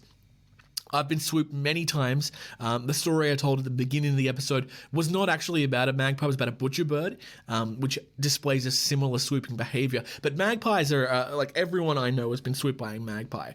It's a really bad problem in Australia. We take it for granted, but it can be quite terrifying. In fact, when I was little, there was a thing in regional schools where kids had to have, like, they would get like an empty ice cream container, like a big plastic ice cream container, and they would draw eyes on the back of it, and they would put it on their heads when they were walking to and from school to avoid like getting their heads cracked open by magpies. So we'll talk a little bit about it. Magpies, they've been known to aggressively swoop at people, cyclists and joggers, and they target the head. It's an attempt to protect their nests.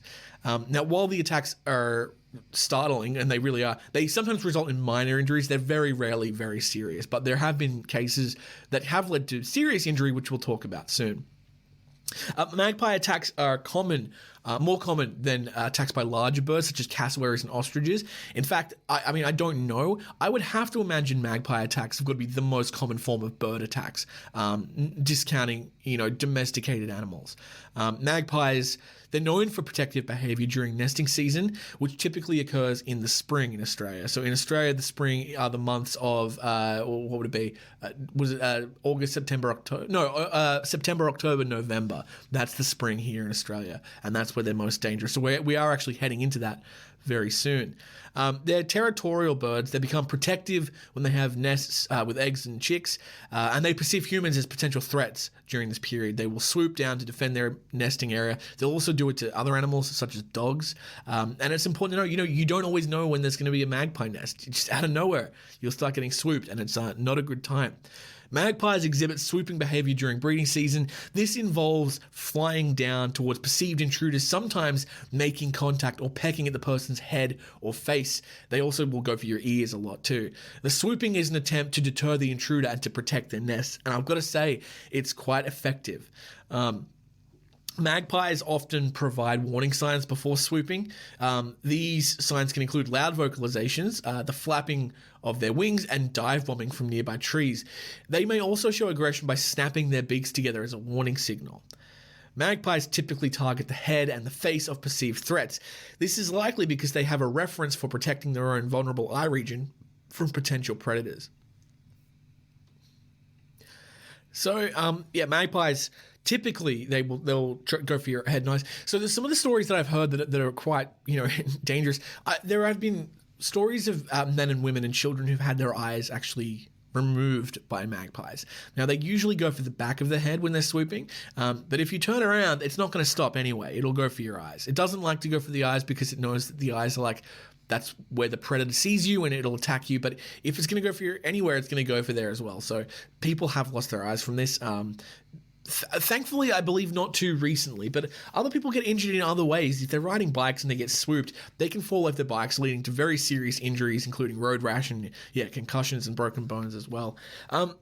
Magpies are ubiquitous in urban areas all over Australia. They're everywhere.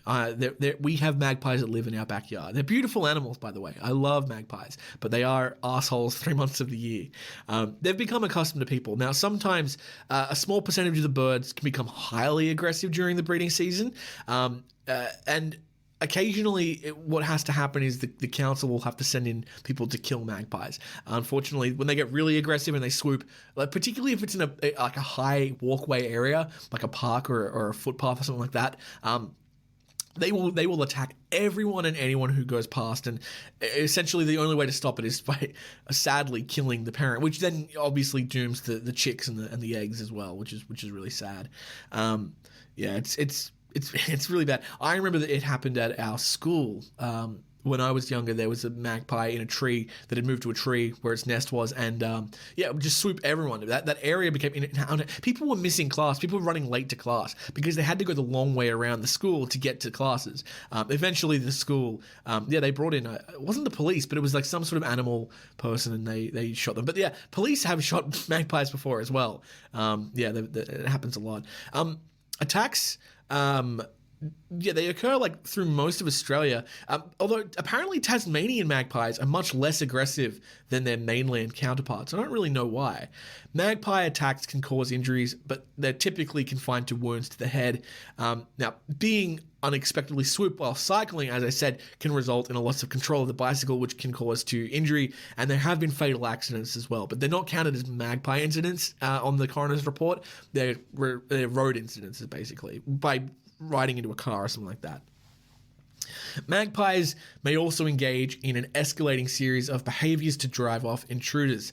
The least threatening are alarm calls and distance swoops, where the birds fly within several meters from behind or perch nearby. Next in intensity are those close swoops, where a magpie will swoop from behind or the side and audibly snap their beaks, or even peck or bite at the face, neck, ears, or eyes. Most rarely, a bird may dive bomb and strike the intruder's, usually a cyclist's, head with its chest. A magpie may rarely attack by landing on the ground in front of a person and lurching up and landing in the victim's chest and pecking at the eyes and face. That's a bad way to go, man. Wow. So yeah, magpies, probably the most common form of bird attack. They're generally not too bad. Cassowary is very intense. It doesn't happen very often, but yet you can get stabbed and disemboweled, essentially. And ostriches, just because of their sheer size, are pretty terrifying to come against. But like we said in the outset, birds are not currently a species that we need to think about very often. We don't have to be too worried about birds. This has not always been the case, however. I want to talk about one more bird that's, fortunately for us, it's extinct. I'm talking about a bird from New Zealand called the Haast's eagle. So the Haast's eagle, it's a massive, thankfully extinct bird of prey that once inhabited New Zealand. It was named after Sir Julius von Haast, a German geologist and explorer who played a significant role in its discovery. So the Haast's eagle was one of, if not the largest known eagle species to have ever existed. It had a wingspan that was estimated to be around 2.6 to 3 meters long. That's 7 to 10 feet for the Americans listening. And it weighed up to 14 to 18 kilograms, which for a bird, remember, they need to be light so they can fly. That is heavy. Its size and weight are comparable to some small aircraft. Just think about that. It had a robust build and it was adapted to hunt large prey, including large flightless birds, including the moa, which is another extinct species of bird. Due to its size and strength, it could swoop down from the sky and could take prey that weighed up to 500 pounds, which is 227 kilograms, guys, which is far larger than any prey typically hunted by modern eagles. Haast's eagle likely used its powerful talons to grasp and kill its prey. Now, the Haast's eagle became extinct around 600 years ago, which is not that long ago, to be frank, shortly after the decline and extinction of its main food source, the moa. The extinction of the moa likely led to the eagle's demise as it loses its primary source of sustenance. Additionally, the arrival of humans in New Zealand introduced the pressures such as habitat modification and hunting, which may have contributed to the eagle's extinction. Now, we know about the Haast's eagle because fossils were discovered in several areas in New Zealand, providing scientists with insights into its anatomy, behaviour, and ecological role. The fossils have enabled researchers to reconstruct the eagle's physical features and have estimated its size and lifestyle. It has, the extinction of the eagle, along with the moa, it had a significant impact on New Zealand's ecosystem. The loss of this, the large herbivore, which is the moa, and their primary predator, resulted in a major ecological change and it altered the dynamics of the island's biodiversity. Today, the Haas eagle is an iconic symbol of New Zealand's prehistoric fauna. Its impressive size and predatory nature make it a fascinating subject of scientific study and captures the imagination of all New Zealanders interested in ancient ecosystems and extinct species. Now, there is an article that came out a while ago that kind of indicated that the Haas eagle it could have killed people. Now, there's no evidence. There's no evidence that it ever did kill humans, but it could have, and that's the thing. I was talking to my partner about this the other day. There's no ecological evidence that megalodon would kill people if people were around, right? But it would if they were there, and it's the same with this. There's no evidence that it happened, but why not? And I don't even know what evidence you would find about that. I guess maybe a dude's skeleton in a big nest. I don't know. Anyway, it's a massive, scary animal, and I'm glad it doesn't exist anymore. I'm really glad that it died. I'm sad that the moa died though. It's a really cute one. Yeah. So let's talk about birds in general. Obviously, the variety of birds, they pose no significant danger to human beings. Now, it's always a good idea to observe and respect birds' natural behavior and to maintain a safe distance, especially during breeding seasons. And if you encounter an aggressive bird, the best thing you can do is just retreat calmly and to avoid provoking or threatening the bird any further. If you have any concerns about birds or their behavior in your area, it's recommended that you just contact local wildlife authorities or bird experts, if you know a bird expert, who can provide specific guidelines and advice based on your location.